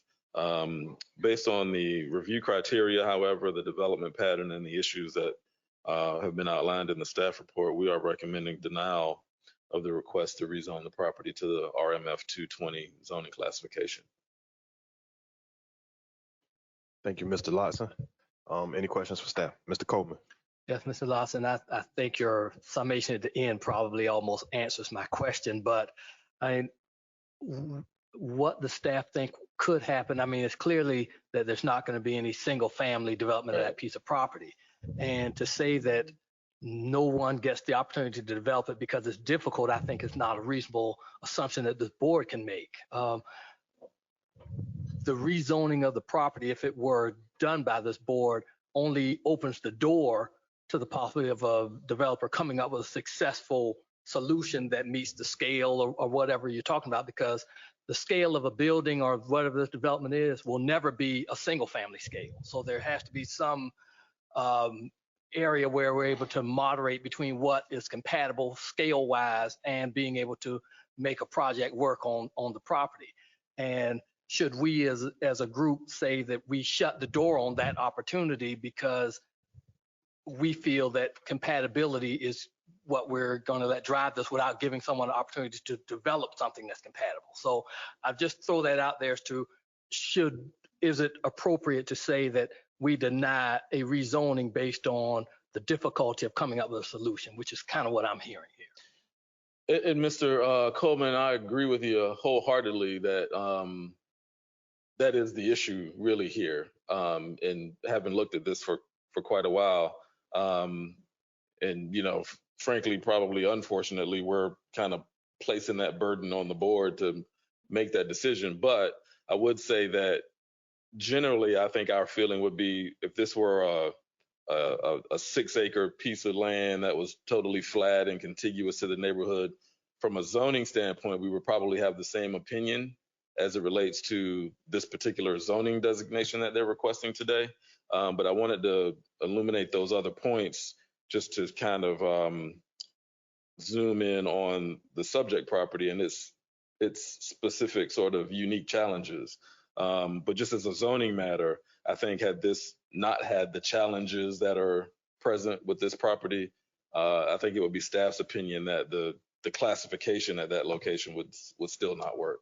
If I could, and I could respect that, but if that was the case, then the difficulty of turning it into single family probably wouldn't exist either. You're 100% so right. When you start taking all those pieces, it's not apples to apples to make that sort of argument. When if those constraints weren't there, I would agree you probably wouldn't need to do that. But the constraints mean that you have to go into a very different solution to make the project and the site viable. And we need to be open to those sort of opportunities. Sure. I have a couple of questions. First, we didn't talk about in the pre-meeting whether they even have access to this private road.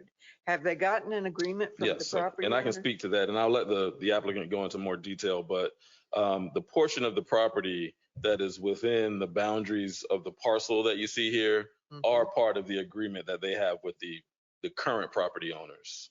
Okay. So they would have access to those roads, including the roads, yes. Okay. Okay, the other thing that really concerns me is the fact that we do have a piece of property which is in a floodplain. And part of it is in the X floodplain, but only a little bitty part. The rest of it's in an AE floodplain. So they're either going to have to elevate the building or they're going to have to fill the land.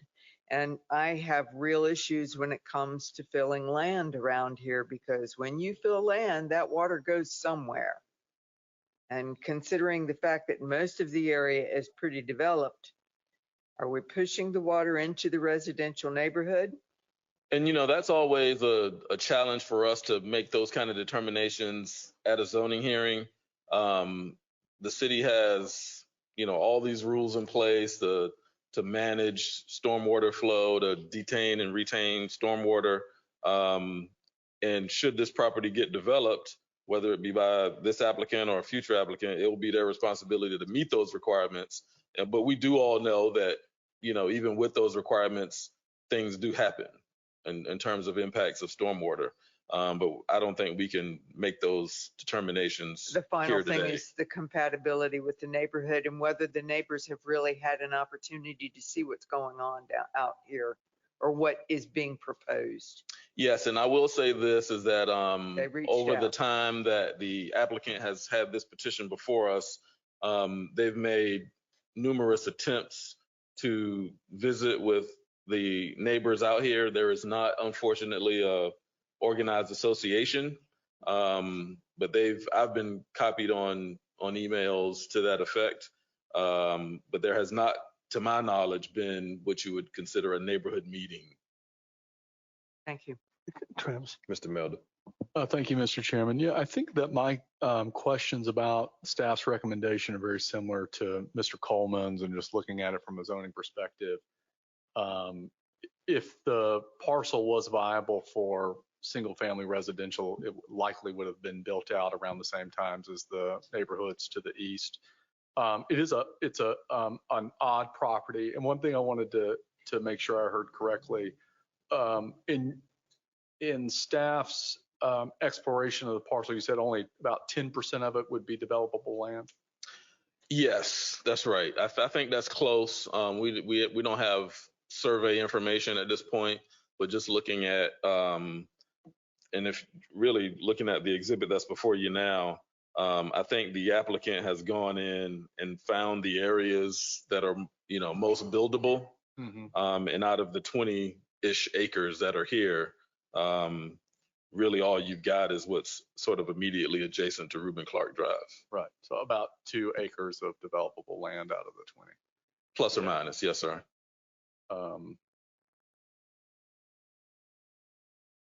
And then can you review again the issue and then the possible solution the petitioner has with the easement on the road? I'm not sure I follow your question, sir. The access for the private road. Oh, along Reuben Clark Drive. Yeah. So my understanding is that they would essentially leave Reuben Clark Drive as it is. However, as the owner of the portion between the bridge and where it approaches Jenkins High School, they would use it as a drive to access their properties. So this exhibit shows Reuben Clark Drive as you approach the curve, and they would use that to access this portion of the property on a private driveway. And then if building 2 were built, they would create direct access from Reuben Clark Drive to a parking area on the side before you approach the Truman Bridge, which would be here. And in your opinion, how does compatibility best fit if you were to, let's play a hypothetical and say that this board was not ready to foreclose on the viability of this parcel for some type of residential development, and knowing that that would have to be multifamily given the complexities of the site. How would you achieve some sort of compatibility with the neighbors on 62nd Street? I believe that one way to do that, and I gave this a lot of thought, is that I think what the applicant has shared with us today in terms of their concept plan is what they've determined will fit on the property. Very basic. I think there's probably another approach you could take and look at how you could transition from the homes that exist within the neighborhood on 62nd and 63rd on your property to a similar product and then possibly to a more dense product, if you follow me. I think there's, creative architects out there who can figure that out. But I think creating some kind of transition or potentially a substantial buffer, if that were possible, but that would have to be done through a site planning process, which is not really before us. Right. But I think there are ways to do that. Thank you, Mr. Lawrence. Ms. Bowles. Mr. Less may have addressed this already. What is the proposed future land use? Yes. So let me go back to the map. The future land use is actually split on the majority of this property. It's residential general in this area, which is the area where the proposed building 1, which is here, would be. The rest of it, like a lot of the property along the Truman, has a conservation designation in terms of future land use.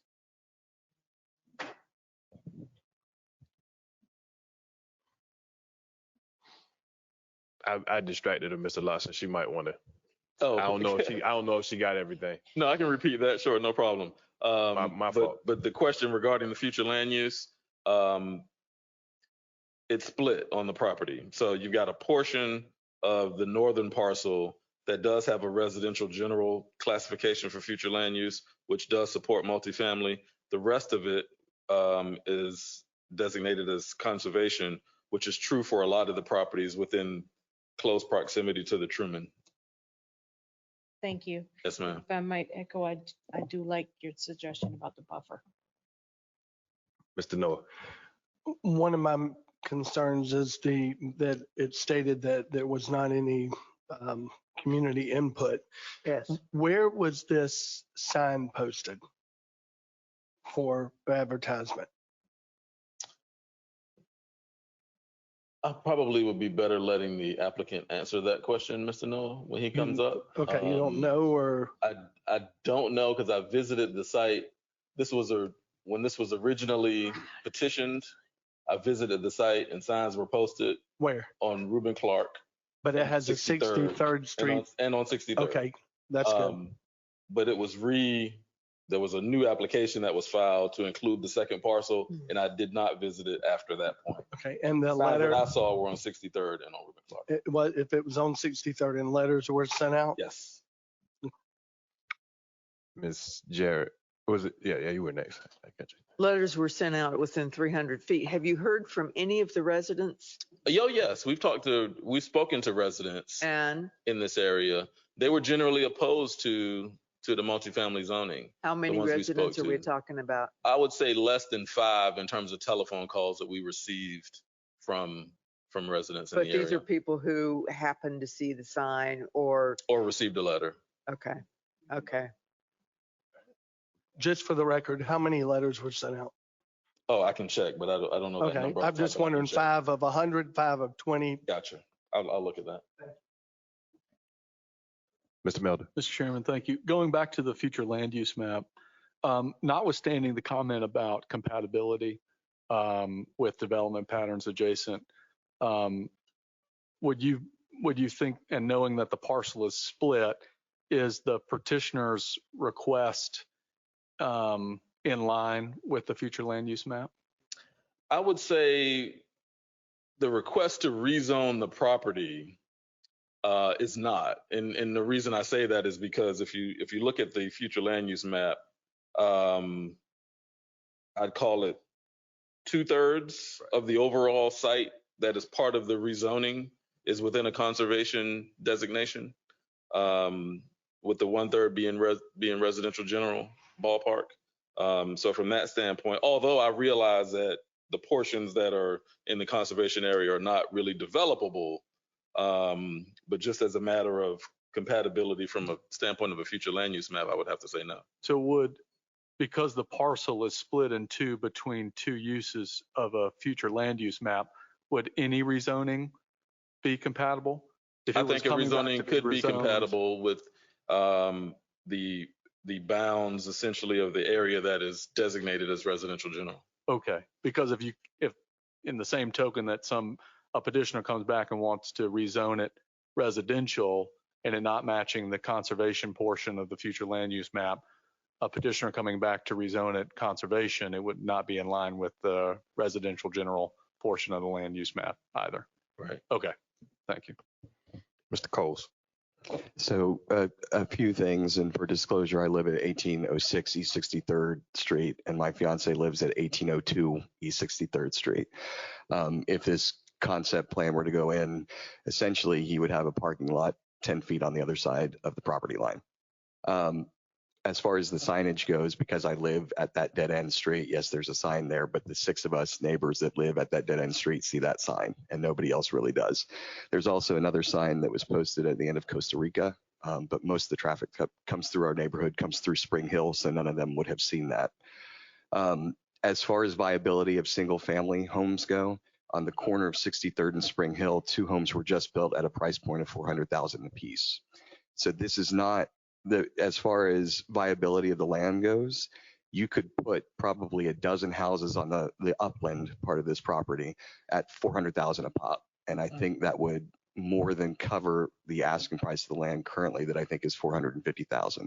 So saying that multifamily is a good option for this neighborhood, it's not true. Saying that it couldn't still be single family is not true. I just want to make that point clear that there is viability for single family on this parcel.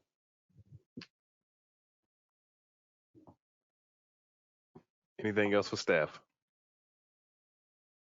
Yes, we're still. I just wanted to answer Mr. Noah's question from earlier regarding the number of letters, and I got a note here that it said it was between 200 and 300 that were sent out, letters of public notice. Yes, sir. 300 feet, we got 200 letters. See, I think I may have a That list. assuming that they went above and beyond. I said that assuming they went above and beyond. That would be wonderful if we went above and beyond like that, but I don't think we did.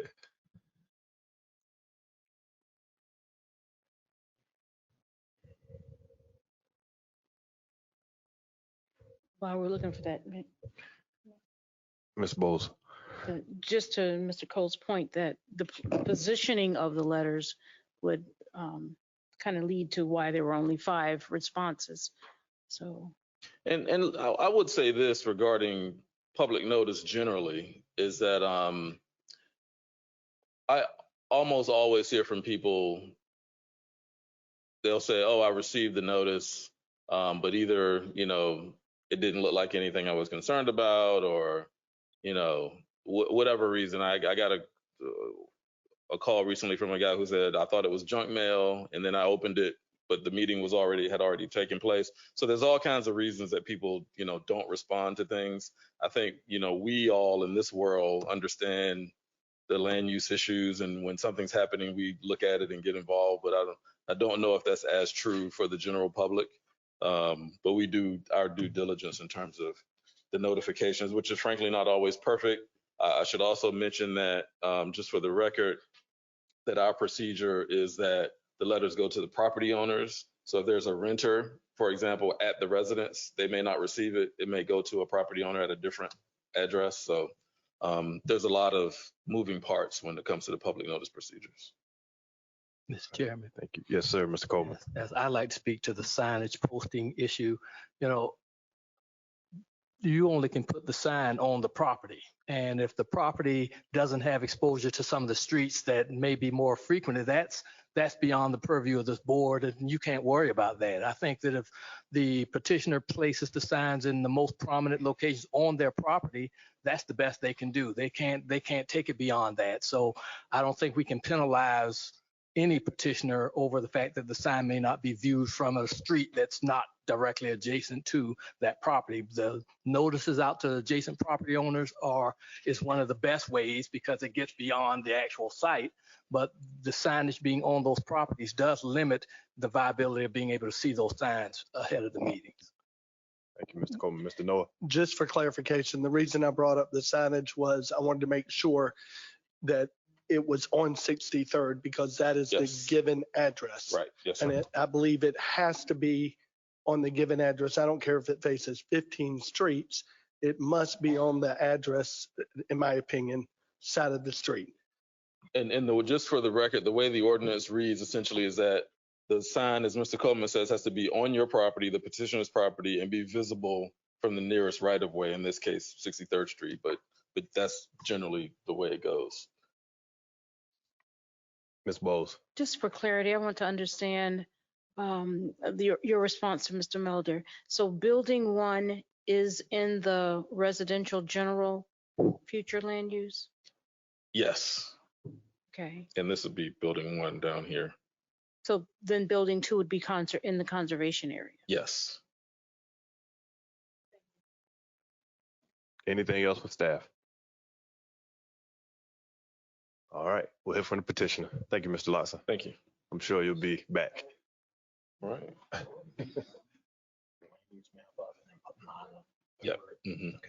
That map is right here. I'll do it this time.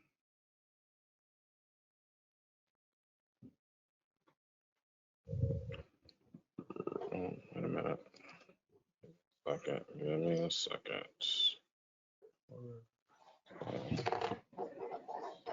I'm good.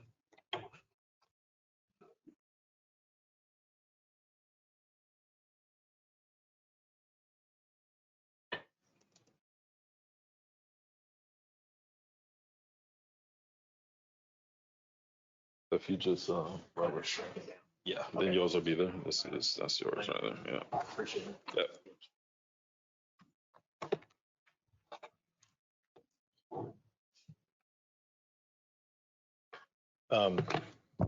Thank you, Mr. Chairman.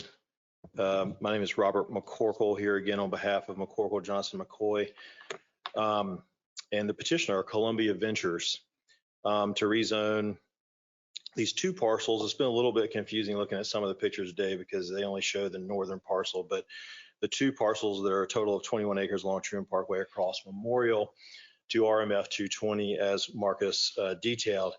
I want to mention my client, Columbia Ventures, has over 30 years of experience of developing multifamily apartment projects as well as infill mixed use developments across multiple states, including Georgia and Florida and Colorado.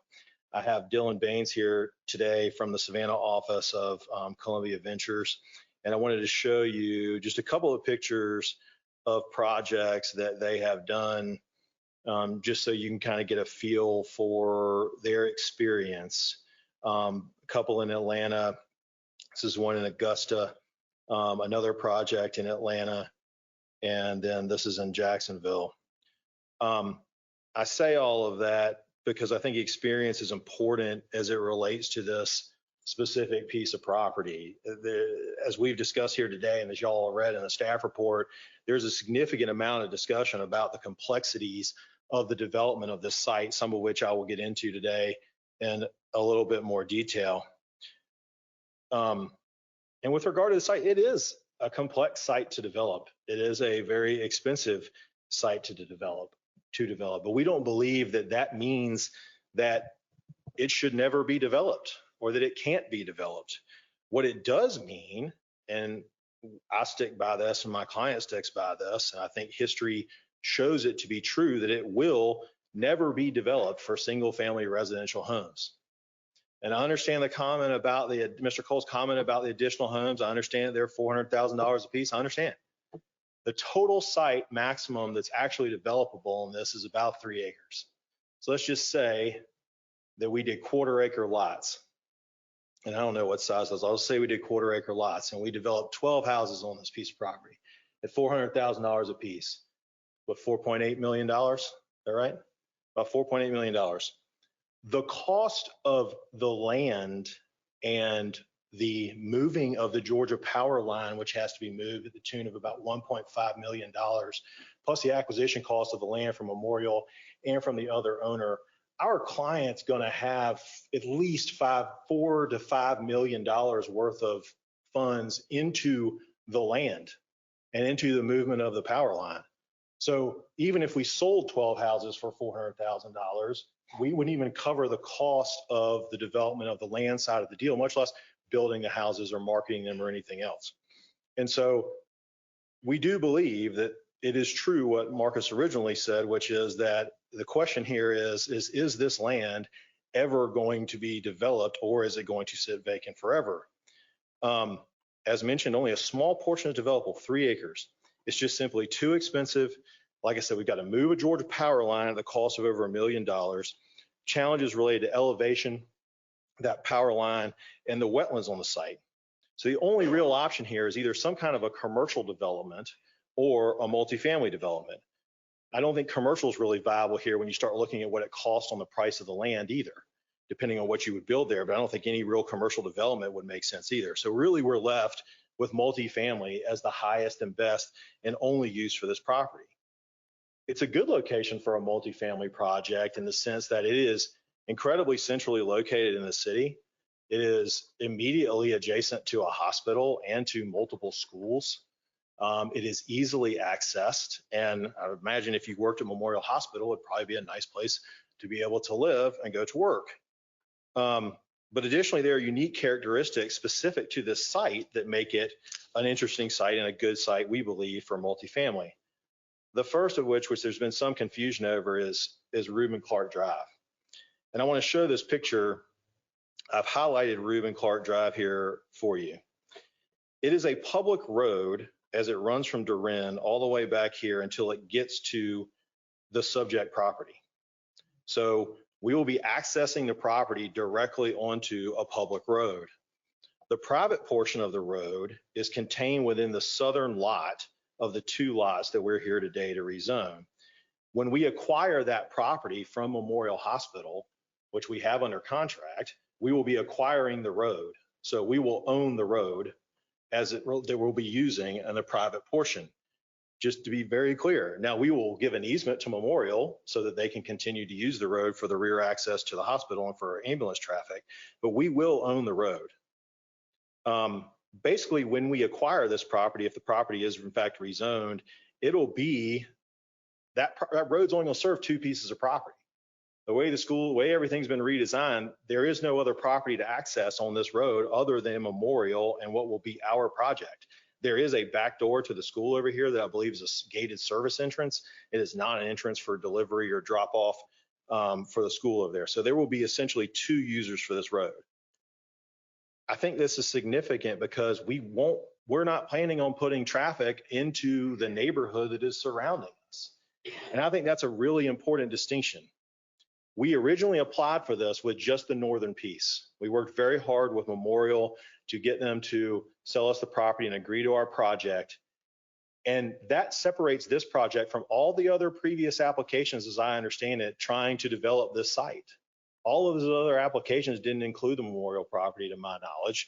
And by doing that, we've changed the project because we're no longer putting traffic on the 63rd or 65th or any of these other streets or into the neighborhood. We essentially have our own access drive. And I believe that it is what separates this from previous applications, which is one of the subject matters that's brought up. We have a very nice, very wide entrance on Durin here where our traffic will come in and out of. It should be more than adequate to serve the back door of the hospital and our one project. Essentially now it has very little use if you've ever been down there, other than you may see an ambulance turn in there or somebody going to work at the hospital. Second factor I wanted to mention was the property is mostly wetlands. And because of that, here's the property here. This is the building 1 that was mentioned right here. It's primarily in this area. This is actually the area where we had shown the potential of a building 2 over here, which is not wetlands either, but primarily is up here is the area we're concerned about.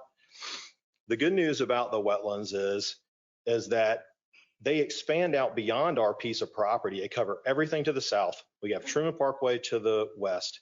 To the north, this is all forested wetlands. So none of this area here should be developed or built. So we have a large buffer to the north. This is all forested wetlands here, which is outside of our property and occupies several lots over here in the backside of those neighborhoods. Those are likely not to be developed either. So we have large buffers in every area, except for there are 3 residences that run along this line right here that have a direct property line share with our property. Is these 3 properties right here in this area. But we believe that this natural buffering is going to occur as a positive thing. We're not going to have as many residential neighbors in this particular location as we might otherwise have. As I said, we've only got 3 that are immediately nearby or immediately adjacent. And I want to make a comment about the conceptual site plan and the future land use map. This site plan that we propose is very conceptual in nature. It is an exercise of seeing what could possibly be built on the site. It was not taking into consideration full site plan or anything else. Obviously, as I mentioned to y'all, oftentimes when I'm up here, we can't spend the money on the site plan until we know whether or not we can build a multifamily project. So we understand that there's a lot of work to do on the back end of what this is ultimately going to look like. This building was truly put here as a conceptual thought of if we could even put anything anywhere else on the property, where could it go? And this is the only location. The primary development and what we're concerned about is really this acreage right here, which is about 3 acres. And here's the power line that we have to move to get to it. We'll have to work our way through all of these various issues if we get to site plan, like I mentioned. But, you know, really the second building is highly unlikely. It's most likely to be the one project. I want to mention future land use map came up, and I brought my phone up here, not because I'm looking at my phone, but because I pulled up the actual types of uses that are allowed in the future land use map in these areas. And I want to point out something that I think is important when we're looking at whether or not a multifamily project is appropriate in this site. So this is the future land use map as it currently exists.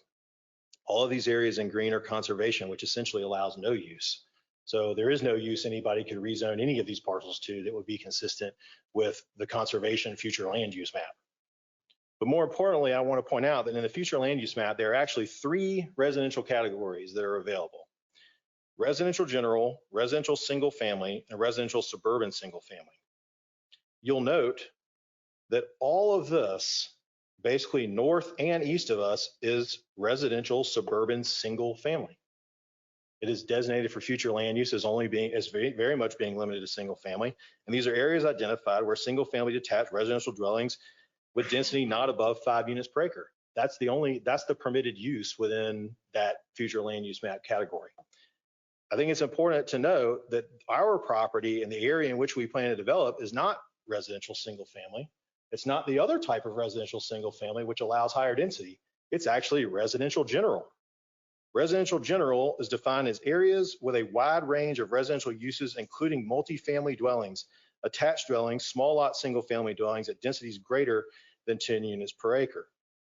So the only residential future land use option that allows multifamily is residential general, which is what this is. I assume when the planners from this body and from the city were going through the future land use and comprehensive plan process, if they thought this property and the uplands of it should be single family only, it would have been designated as residential single family, which would have been a simple choice to make, given that all of the surrounding property is residential single family.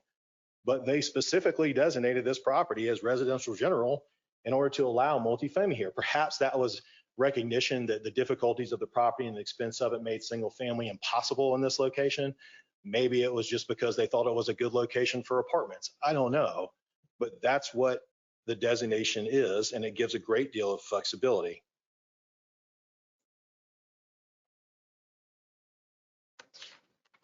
But I did want to point that out specifically just because it was a little bit unclear in the staff report. It mentioned that the future land use was conservation, and that was also mentioned in the pre-meeting.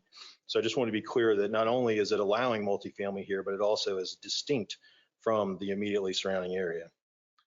The staff report, as discussed, says at the end, often sites present too many issues to allow them to be built out to the maximum allowed by zoning due to mitigating factors like cost of development, access, environmental impact, or feasibility. And staff finds that some of these factors are present in this case. The staff report also references elevations, access to the property, and generally the cost of development as being the primary concerns. Additionally, I did speak to a neighbor, the one neighbor I was able to contact who raised an issue about the concern about cutting down trees and the impact that it might have on the wildlife in the area. So I want to address a couple of those issues real quick. One is access. as I mentioned before, access is not an issue to the site. We have got great access that is essentially private to us directly out to Durin. And so because we've added this memorial property to it and engaged that, we have engaged Reuben Clark into our development in a direct manner. You can see if you look at this picture, the previous operations, and even if we didn't have this parcel, you can't even technically access Reuben Carter because the property actually goes to the north side of Reuben Carter, the memorial owns. So the only access to this property other than the manner in which we are proposing to develop it based on our contracts is through 63rd, or I suppose up here at the end of the street. As far as elevations are concerned, we do understand that height is maybe a concern for the people on the street. It is notable that the property is lower as you go off the end of 63rd Street onto our property there, which should diminish some of the height issues. Also, I would make note that the zoning district that exists for those adjacent properties is 40 feet in height is permitted. What's allowed, at least in the district that we're asking for, is 50 feet. And I believe our elevation change is going to make up the other 10 feet. So the allowed height is probably not, at least as zoned, not any very different. As far as environmental impact, as mentioned, we're only going to develop about 3 acres of the 21. And so the trees, the vast majority of the trees will remain, the wildlife habitat for the animals that live there will remain, and that shouldn't be impacted. And when you drive by it on Truman Parkway, you're still going to see a bunch of trees as you're going by it for sure. With regard to stormwater, which I consider to be an environmental impact as well, I believe it was mentioned that the property was split between X and AE. I don't know. I don't have the flood map in front of me. That sounds like it's plausible. I will say that property is developed in AE zones all the time. And there are specific standards that we have to address with regard to stormwater. We're still going to have to allow 63rd to drain through our property and get to where it's going. And the Army Corps will oversee what we do with regard to our floodplain mitigation or anything else that's necessary to be done. So ultimately, we have access. We have access to public utilities. We believe that our project is consistent with the future land use map. And we're asking, as Mr. Coleman mentioned, for the city and for this body to open the door to see if this property can be developed. We have a need for housing in this city. There is a great need for housing in the city, a housing mix, not just single family residential, but also multifamily and different types of multifamily. This is a good site for it in our belief because we do have significant buffering in almost every direction and are up against Truman Parkway. We do have our own private access to the property. We won't be putting cars into any kind of neighborhood or on any smaller streets directly out onto Durin. We believe that that can be done. My clients experienced, they understand the expense. They understand it's going to be $5 million before they put one brick down. They get it. But the way it makes sense is to have a multifamily apartment project and to be able to do it that way so that the economics of it makes sense. Otherwise, it's not going to be developed at all. And lastly, just to make a comment about the signage, we met the signage requirements for the city. We put the signs, as Mr. Coleman also mentioned, we can only put them on our property. I can't go put signs on other people's properties or in other rights of way. So we put them in all the locations that we thought that we could make available to people to see. Also, my understanding is that the advertisements and the notice letters were sent out to all the neighbors. I know that the staff usually does a very good job of sending them way beyond 300 feet, which I believe was done in this case. I have not received any direct phone calls from anybody.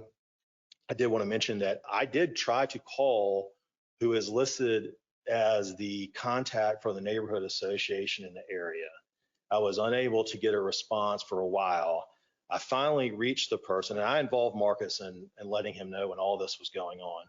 I did finally reach them. They said they were not involved with the association anymore. They gave me the name of another person who they thought might be involved in the association, and I reached out to them. And I talked to them on a couple of different occasions, and they were not directly on the board, but they were going to get me in touch with somebody who could set it up. And I said, these are my times. Let me know some meetings. And no one ever got back to me to set up the meeting. Then Bridget Liddy reached out to me because a specific person had raised a question about the wildlife and the environmental impacts of the site. And the day that she gave me the information, I called the individual and had a conversation with her about it. I believe she lives on the street. I don't know if it's your fiance or not. but I believe she lives nearby and or on the street right there on 63rd. And I spoke to her, and then we spoke at the end of last week. And then I sent her a copy of the site plan yesterday because I had her email address wrong the first time I tried to send it to her. But I made as much effort as I was able to make to reach out to the neighbors in addition to posting the signs and the thing being run in the paper. But I believe we did meet all the requirements of the ordinance. With that, I'm happy to answer any questions that you have. Again, ask that you would give us a chance to see if we can make this thing work. And we would ask for approval of the rezoning of the property to RMF 220. Thank you, Mr. McCorkle. I have a quick question for you. Is Mr. Baines speaking with you as a petitioner? I have a card as a member of the public. No, he may, if there's some kind of specific questions or if there's a rebuttal, then perhaps, but I don't think we have anything to add at this time. Just wanted to clarify because I wanted to afford him the opportunity to speak as a petitioner in the event that was what he wanted to do. Mr. Coles. Mr. McCorkle, when you say you made every effort to speak to the folks, did you speak to any of those 3 property owners or residents that are immediately adjacent to where you're planning on putting this building?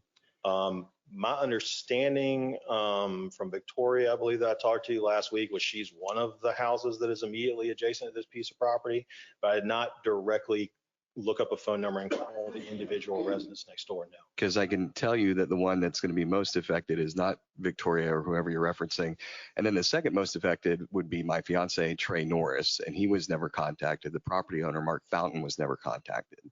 That's correct. I did not directly call any individual owners other than the one whose contact information was provided to me. So the 3 residents who will be most affected were not contacted. I contacted the one person who gave me the contact information. I did not contact any of the others, no. I assume they received letters, which means they would have also had access to the application and known that we made it. Oftentimes when we do these, people reach out to me, as neighbors reach out to me all the time because my name's on the application, my contact information is on the application, the contact information of the owner is on the application. And to my knowledge, no one reached out to, I know no one reached out to me, but I don't believe anyone reached out to our client either. Thank you, sir. Any further questions for the petitioner? Ms. Jarrett. I'm still trying to make sure I have a handle on how the road is going to be handled. Who's going to maintain the road? We'll have, let me get to it. So we'll have an agreement. We haven't reached that agreement yet because we haven't gotten to a closing yet, but we'll have, the road is handled by the city up to right here. Understood. Where that says, for this portion of the road, we'll have an agreement with Memorial about the maintenance of the road. We haven't gotten that far down the road yet, but it'll be the responsibility of us and Memorial, I would assume. Okay. And the access at Durin, has anybody looked at how much traffic that's going to affect that intersection and the interplay with the school there? We don't have a traffic study. The school entrance is a bit down here. I don't anticipate that it's going to cause a traffic problem for the school, but we haven't done a traffic study to see what it is. But I don't believe, based on the level of service on Durin, I don't believe the addition of a single apartment project is going to affect negatively the level of service on Durin. Okay.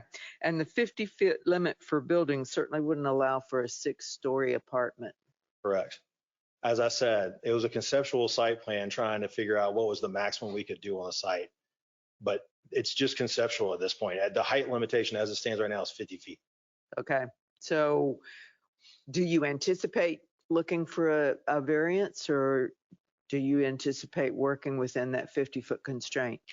I don't know whether we'll get a variance or not. It'll depend on once we get down to brass tacks about how many units we can get on. Obviously, a big portion of this site is economic viability. So we've got to have enough units to make it worth the squeeze, I suppose, as they say. So I can't answer that affirmatively, but it's certainly, I'm not going to say it's no, there's absolutely no way we're going to ask for a height variance. It's possible. Okay. Sounds likely. Thank you. Thank you, Ms. Jarrett. Anyone else for the petitioner? Okay. Thank you. Thank you. I'm going to go with my first gumption on how to pronounce the first name of this petitioner. And that's going to be Myra Harrison? Correct. All right. If you would, state your name for the records. Myra Harrison. Thank you. Have the floor. Good afternoon to everyone. I am very surprised to hear Mr. McCorkle. In fact, since October 18th, when I received my first letter, this is the first time I've either seen him or heard his voice. Now, I have lived on 60th Street for 30 years.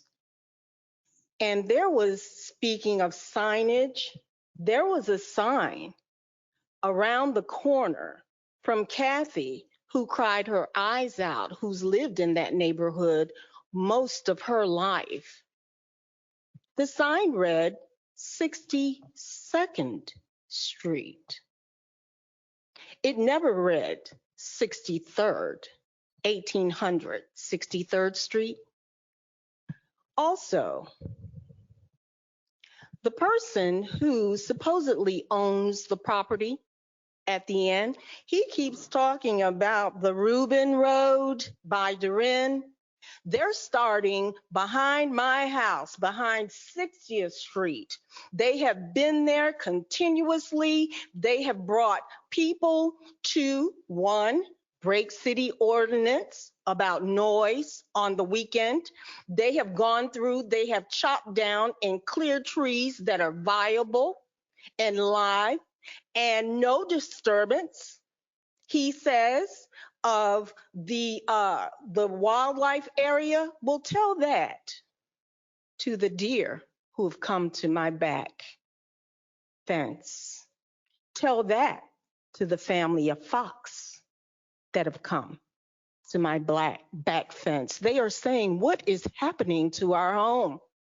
A snake as large as any you would imagine. I would think perhaps an anaconda, had I not known better, emerged from these woods and attached itself to my property, which is where they are truly beginning.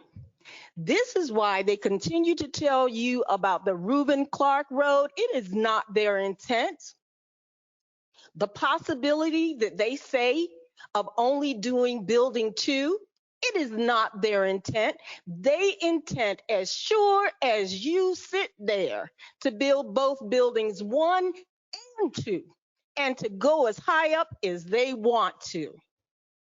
In addition, those slick pictures that he showed you of the apartment complexes, that area will not lend itself to that kind of complex.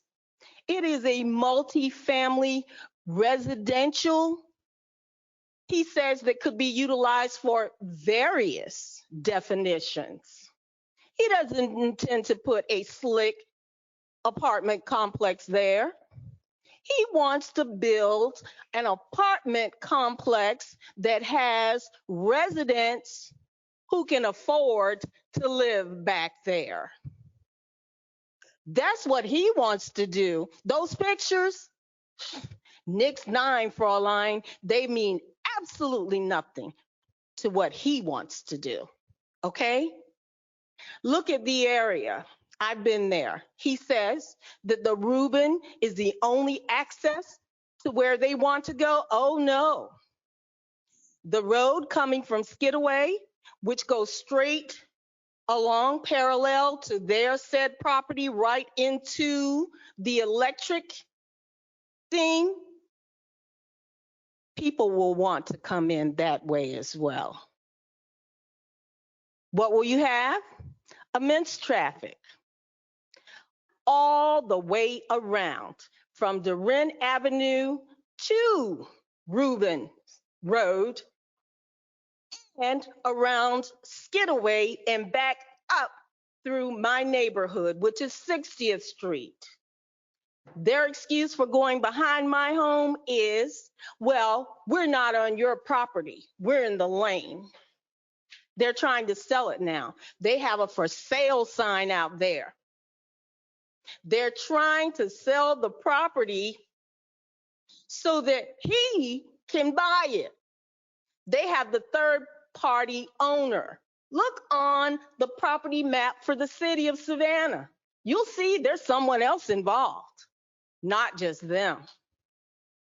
So he can come with his slick talk and the fact that he's had me chasing this meeting since the 18th day of October 2022 because he's had better things to do. These are our homes. And just like this lady stated, whenever you add to try to build something up, that water is going to go somewhere. It's already a flood zone. What do you want to do? Take our homes underwater? Everyone in that neighborhood is elderly. Why hasn't he spoken to a neighborhood association? Because their neighborhood association works as an educator. Since everyone wants to say what degrees they possess, I have a master's degree as well. Not in urban planning, but in common sense. If you allow them to do what they want because they're not being truthful, I have watched them, I have listened to them, I have called code compliance on them, everything, because what he is saying is not true. It's not. And he wants you to believe that it is. I understand, but I have waited since October 18th, sir.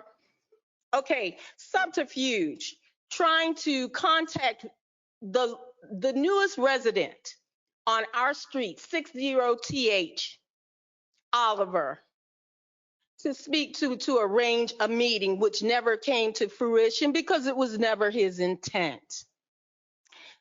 The third party involved asked me if I wanted to sell my home.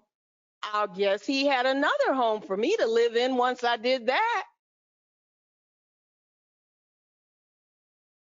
Now, as far as the trees, from middle school, we all know that we need photosynthesis. They're not going to leave any trees there. They're going to cut them all down. You know that. As soon as you give them permission to build, don't do it. Now, I would like to say to you, prior to going, that before you entertain this vote, consider the elderly people who are in that neighborhood, who've never had to worry about a thing. Consider the widowers who've never had to worry about a thing. Understand that just because something has never been done doesn't mean that it should be done. In this case, it should not be done for a plethora of reasons, most of them brought to you by staff. I say to you, how many of you yourselves have, or persons whom you love, have sought in the twilight of your years surroundings of safety, tranquility, and of peace? I would like to thank you for your kind attention to this matter. It is a very, very serious one. Do not, please, do not allow them to rezone this property. Thank you, Ms. Harrison. Okay, we have online Ms. Victoria Blakemore. We'll unmute you. We ask that you unmute yourself as well. And if you would please, one second, if you would please speak as loudly and as clearly as you possibly can so that we can make sure that we have your information and your comment for the record. Hi, can you hear me? Yes. My name is Victoria Blakemore, and I live directly across the street from this property. I live at 1802 East 62nd. And I think that I don't really know how to follow that last speech that was just said, because I think that was absolutely perfect in explaining what all of our neighbors are kind of thinking. But the big questions for me are the wildlife across the street. We bought this house because we fell in love with the open space. We see deer, we see fox, we see bald eagles, we see turtles on a daily basis here, and it's what makes this property so special. Where are they going to go? They don't have another place to go. Even if you keep some of the wetlands, they're not going to just go live over there. They're going to die. And then also the drainage. It's a huge issue. This 62nd Street on our end towards Costa Rica is a river every time it rains. All of the water goes straight into that open space. And right now it's doing a good job of keeping all of our houses from flooding. But if it gets filled in, that's probably not going to be the case. I also noticed there was no environmental impact report done that I saw. I would love to see that done before this property is rezoned, if it is rezoned. I think that would be the proper chain of events. I know it's expensive, but you know, apparently these people have unlimited money. So I think that's all I really have to say. But I wanted to mention, I never received a letter. I did get a phone call from the attorney, but we never received a letter in our mail, and neither did two of the neighbors next to us. So I don't know what happened there, but that's kind of a bummer. Okay, that's all I have to say. I hope that this is not approved. Thank you, Ms. Blakemore. Ms. Harrison, one of our board members would like to ask you a question.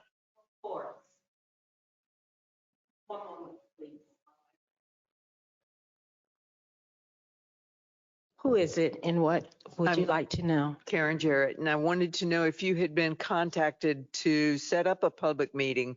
I had not. Would you be willing to work with the developer to set up a public meeting? Ma'am, for me to say that I would be willing to set up a public meeting would lend credence to his effort and take credence from mine. The meeting would be of no use, of no cause. It would be moot. Are you aware of a petition that may have circulated regarding the property? That who has circulated? The neighborhood. I made the petition. Okay. Did you present the petition to MPC? In what regard? Has Mr. Lotson seen your petition? Have you seen it, Mr. Lotson? Okay. I did send it to an email address for MPC, but it is signed by far more than 5 residents. Can you tell me how many people roughly? No less than, I would say, and I don't want to overstate, no less than more than 50, if just under 100. All right, thank you. Yes. Okay. I don't believe we have any more public comment. Therefore, the petitioner would now be allowed to respond to public comment. Thank you, Mr. Chairman.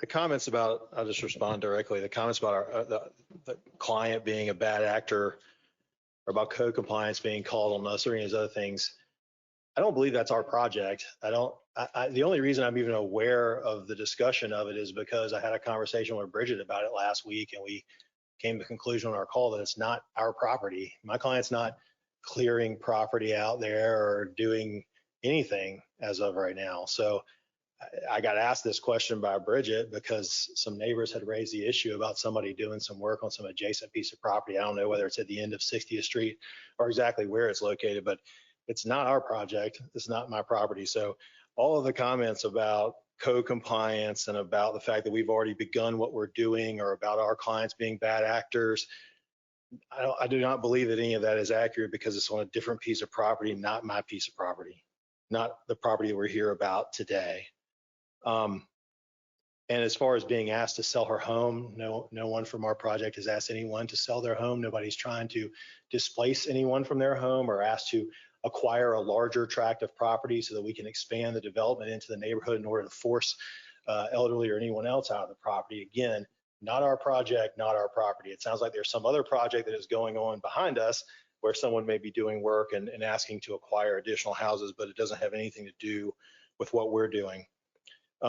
As far as cutting trees down is concerned, again, the impact here is about 3 acres out of 21 acres. So about 18 acres worth of trees will remain in place. The forest and wetland buffers that exist to the north and to the east and to the south of us will remain in place.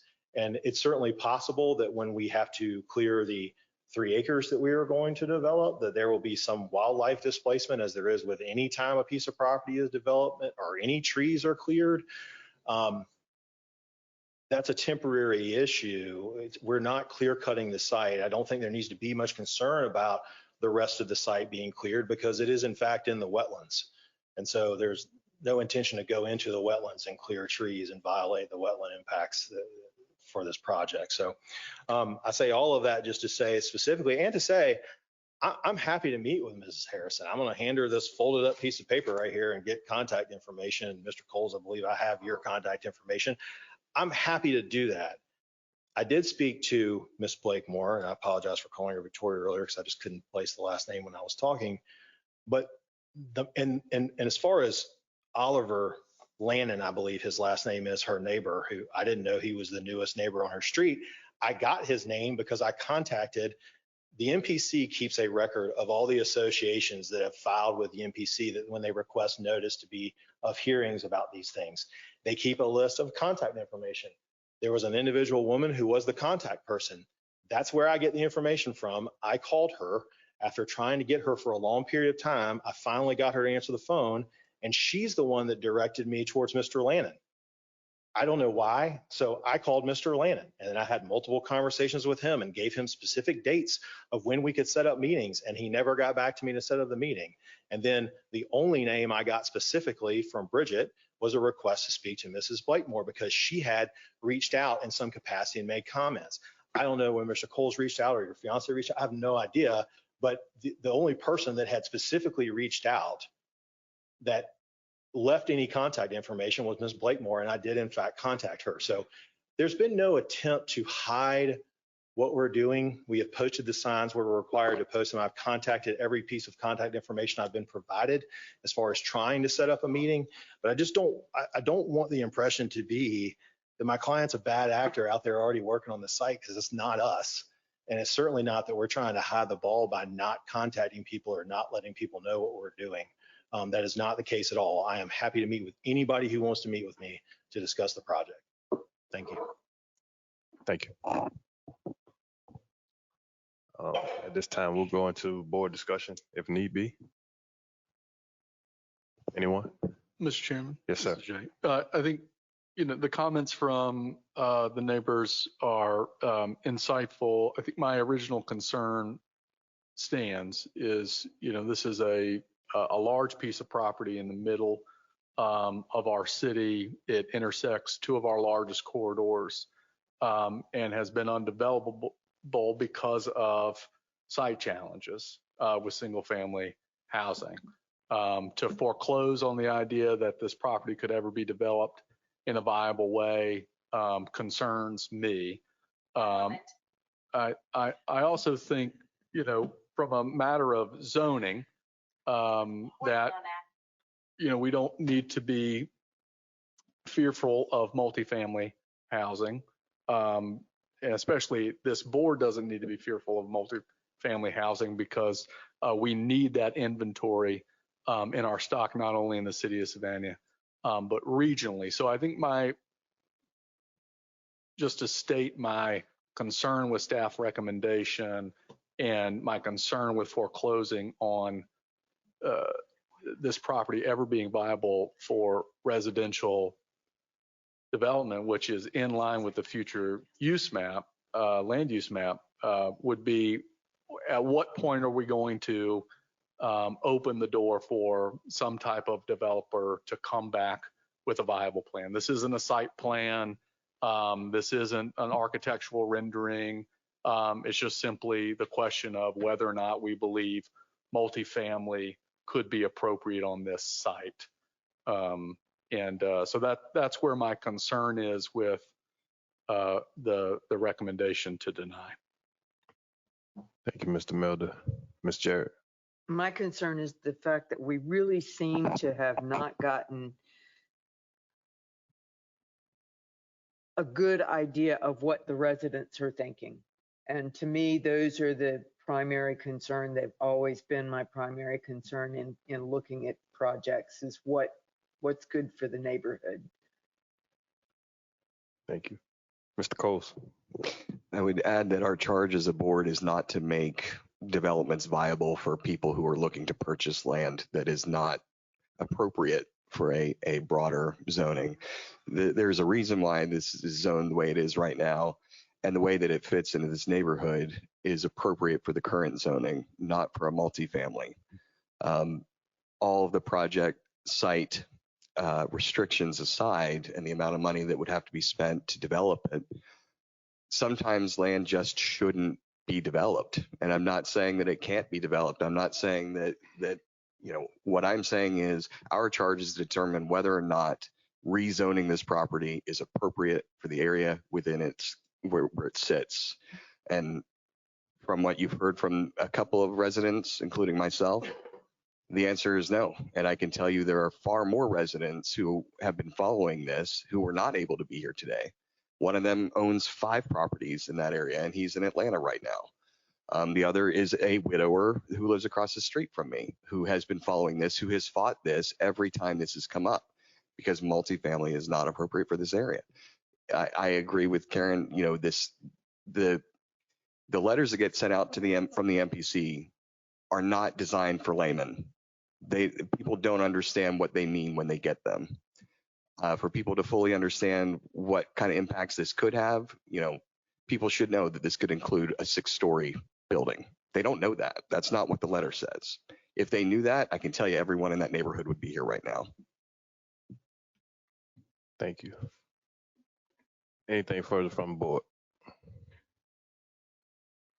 We'll entertain a motion. Coles, I make the motion to approve the staff's recommendation of denial. We have a second. Second. So there's a motion on the floor made by Mr. Coles and seconded by Ms. Jarrett to approve staff's recommendation of denial. In other words, deny said petition, just for clarification standpoint for those that may be listening. Any discussion on that motion? Okay, well then we'll entertain a vote. And we'll start, Ms. Bowles. Yes. Mr. Coleman. No. Mr. Coles. Yes. Ms. Jarrett. Yeah. 1 second. Mr. Melder. No. Mr. Noah. No. Mr. Notrika. Yes. Mr. Kegler. No. Mr. Wildwoody.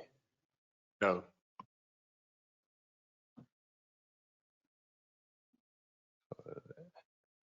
And I vote no as well. So that means the motion fails. So that was a count of 1, 2, 3, 4 yes, and 1, 2, 3, 4, 5, 6 no's. Can I make a motion? Yes. Move to continue this project until the residents have had an opportunity to meet with the developer. Coles, second. Okay, there's a new motion on the floor made by Ms. Jarrett and seconded by Mr. Coles to continue the petition. Mr. Chair, Yes, sir. with that, there needs to be some kind of mechanism to get that public input. So just saying continue it may not be, we need to, put something in place to do that, whether staff's going to reach out or whether we're going to have a public meeting. We need to kind of specify that, I think. We need to have a date certain. Chair. We need to have a date certain that it comes back to the board. Well, yeah, we'll do it date certain, but I thought you were going to chime in on the mechanism. Chair.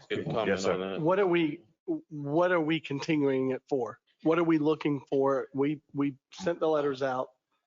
We notified through the normal process. I want to make sure we give staff, wait a minute, let me finish. requires a neighborhood Let meeting. me, Yeah, let me finish this thought. but we need to give staff a clear direction as to what we're looking for.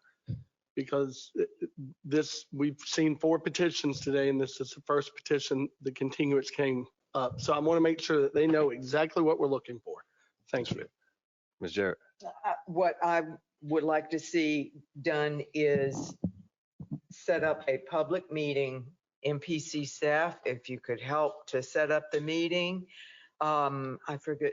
Ms. Harrison. Sorry, Ms. Harris, if you could help to get your neighbors involved. You know, what we need is to hear from them. I don't want you to advocate for one side or the other. If y'all can get together so that we can get the neighborhood's thoughts on. Well, just in terms of the, just a second, Yes. please.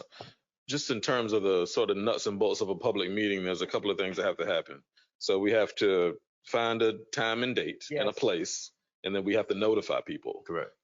Really, that's the extent to which we can get people involved. Understood. So If we you can set do up a those meeting- things as staff, and we can work with the petitioner and the neighbors who have been present in this meeting today to do that. But I guess to Mr. Noah's point, once that takes place, we'll be bringing this back to the Planning Commission with essentially, I think, the same information that's been shared here today, except for whatever input is garnered from that meeting. Is that where we are? I believe that is the desire of the board. Okay. Or, well, members of the board. Ms. Yes. Ms. Harrison, typically we would not take any further comment from, as a point of order, actually, we have a motion on the floor, so we technically cannot take any further comment from the public. Understood. But I will try to clarify whatever I may be able to clarify based off of what I gather from the board to communicate to you so that you can further communicate. Thank you. Thank Chair, may I ask also that the pieces that are missing for me is the information from the public. As Ms. Harris mentioned that she had a petition with at least 50, maybe 100. We'd like to see that. And there were some questions also about what the environmental impacts might be, if that could be addressed as well. I don't know. Yeah, and I would think we might be jumping the gun on the environmental impact component, primarily because I'm pretty certain that this petitioner is not going to travel down this road if this cannot be rezoned. Therefore, to put that burden on them prior to is simply not a feasible ask, in my personal opinion. Mr. Melder. Mr. Chairman, I agree. I think the question to us comes down to, what Mr. Coles has stated and what others have stated. What's an appropriate zone for this parcel? I think, you've heard from others who are not ready to close the door that, that this residential, which is on the future land use map, should only be single family housing. You've heard from others that believe that multifamily isn't appropriate. I think that's really the only question that this board has to consider. I'm completely supportive of community engagement. Just want to make sure that we have community engagement for a purpose. Correct. Correct. And there doesn't seem to be an established neighborhood association in the neighborhood.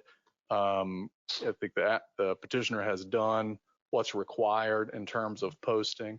If it takes more community meetings to get the information out, so be it. But I also think that, if there are decisions that this board have to make that are going to be disagreeable to good residents who have come to speak in opposition, then that's part of our job too. Right. Yeah, Mr. Melder, I'd like to echo your last sentiment for certain. But I also want to leverage this platform to educate the general public. And I ask Ms. Harrison, if you would go back to your neighbors. Well, one moment. Go back to your neighbors. No.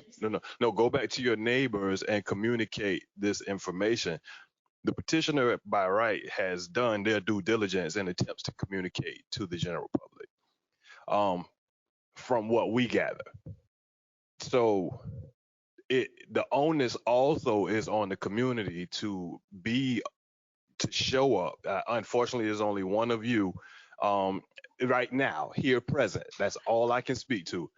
Ma'am, I understand, but I'm understanding that. So the efforts it's still on the community. The community has some level of onus to protect themselves as well. So even in an elderly situation, as best we possibly can, like you said, if there's a petition, gather this information. If they can write this stuff, and I understand, like, now that you are in this position, you can, and you know where the MPC office is, you could get better information as to who is the person that should be receiving the information to ensure that the community's position is entered into the record. Please. All of that saying, this is a meet each other halfway type scenario. That's the only way we're going to be able to get any type of progress in these types of efforts. We, as this body, we are charged with trying to protect the interests of the city, as well as the rights of the petitioners, as well as the constituents. And with that, we want to afford everybody the proper opportunity to go through this due process. So my whole point is, it would almost be unfair by forcing additional effort for community engagement if indeed all of the outlets that are required by the ordinance have been met. That is indeed the case. But at the same time, it is still our charge to make sure that we hear the general public and take those things into consideration. I only wanted to state that for the record, that you guys will be knowledgeable and understand there is a process in which we have to uphold for both sides. That's all I wanted to just to communicate, so that the petitioner understands fully that, at least myself, I understand their position. And if they have done their due diligence, great. But additionally, if they have not done their due diligence, then the public does need to be afforded the opportunity to submit their position. And I have nothing further. So right now, there's a motion on the floor made by Ms. Jarrett and seconded by Mr. Coles to continue. However, the discussion on the motion that was raised by Mr. Kegler was that we give some specific direction for a mechanism in which the public outreach can be satisfied. Additionally, for the continuous, we also need to be date certain as to when this petition would return, giving enough time for whatever mechanism is devised by this body to satisfy the additional public outreach. Is everybody clear on what's on the floor? Okay. Ms. Jarrett, I'm assuming since you were the one that made the motion, I would lean to you to amend said motion. Once we'll vote, and then we will vote on said amendment, and then we will proceed with the actual vote of what the action will be regarding this petition. Okay. Marcus, can we set up a meeting like we did for Newso for public involvement for that neighborhood? And Ms. Harris can go out and reach out to her people, and you can send notices to the neighborhood? Sure, we can certainly send notices. We can assist in establishing a location for the meeting, time and place, that kind of thing, and any mailing that needs to be done, we can do that, sure. I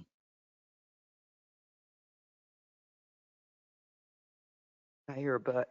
No, I just want to be clear about what the intent of the meeting is, and that is to get feedback from the neighborhood about the petitioner's proposal, and then for the staff to relay essentially that feedback to the board at a future meeting. That's my understanding. And that is your intent, correct? That's my intent, yes. Okay. I just want to know what the neighbors' thoughts are. So again, if now that all those things are understood, we will need to amend said a motion that is on the floor, unless we deem that, I guess because it's been seconded, we will need to amend it because it was actually incomplete due to the fact that date certain was not stated. However, we'll accept it as an actual motion, considering that Mr. Coles has already seconded it, and then we'll ask that you amend it. We will vote on the amendment, then we will vote on the motion. Okay. Just for any maker of a motion regarding a date certain, our next regular meeting is February 7th. If there's going to be mailed notice involved in this, I'm not certain that that's enough time to get a time, place, and location that works for people, and to mail letters, which take like a week now to get across town. So it may be the second meeting in February, which is the 28th, will be our next meeting. I won't be here on the 28th. I won't be here on the 28th, but we could certainly. I mean, it's still. March. What's the first meeting in March? Let me interject just for a brief moment. I don't think that would actually be fair due to, I don't think it'll be fair to push the petitioner based off of the conveniences of members of this body. Understood. That is absolutely inappropriate in my personal opinion and very unfair to the petitioner. And we're trying to afford due process to everybody involved in this. So that being said, if the desire is to continue, we need to, within reason, establish a date certain and move forward. And if I could add one more thing, Mr. Chairman,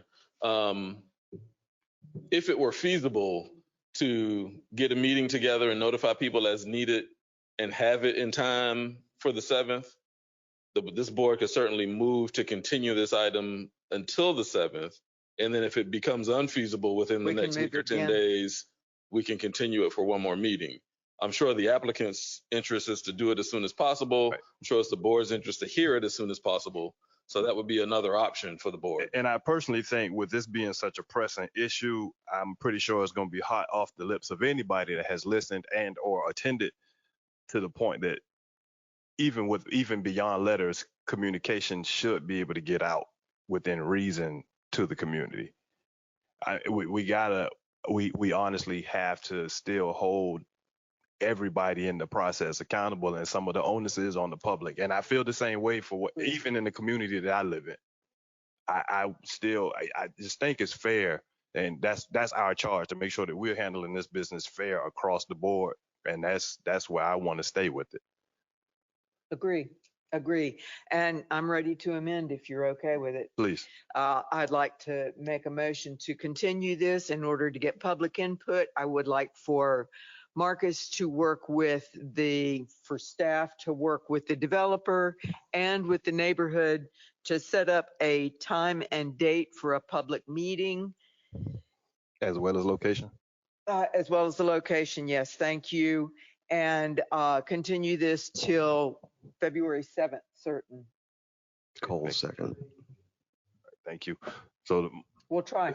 We'll do a voice vote for the amendment. All in favor? Aye. Any opposed? So we got 3 opposed. So that was Mr. Coleman, Mr. Melder, and Mr. Wildwoody. Okay. And Mr. Noah. This was for the amendment. This was for the amendment to the, yes, this is no to amending the, this is not for the motion itself. Okay. All right. So now the motion on the floor is, as stated by Ms. Jarrett, is to continue to February 7th with all of the prescriptive actions for staff to take in conjunction with the petitioner and the community to have a community meeting. All right. So if there's no more discussion on that motion, we'll enter a vote. Ms. Bowles? Yes. Mr. Coleman? No. Mr. Coles? Yes. Ms. Jarrett? Yes. Mr. Melder? No. Mr. Noah? No. Mr. Notrika? Yes. Mr. Kegler? Yes. Mr. Wildwoody? No. And I vote yes. So 1, 2, 3, 4, 5, 6. We have 6 yeses. 1, 2, 3, 4. 4 no's, motion carries, and the petition is continued to the February 7th meeting with the opportunity for a more coordinated community input. Thank you. 1 second. All right, so we'll move on to the next item on the, that concludes the regular agenda. We'll move into the next item on the agenda, that's presentations. There are none listed. We'll move on to the next item, that is other business. There are none listed. And I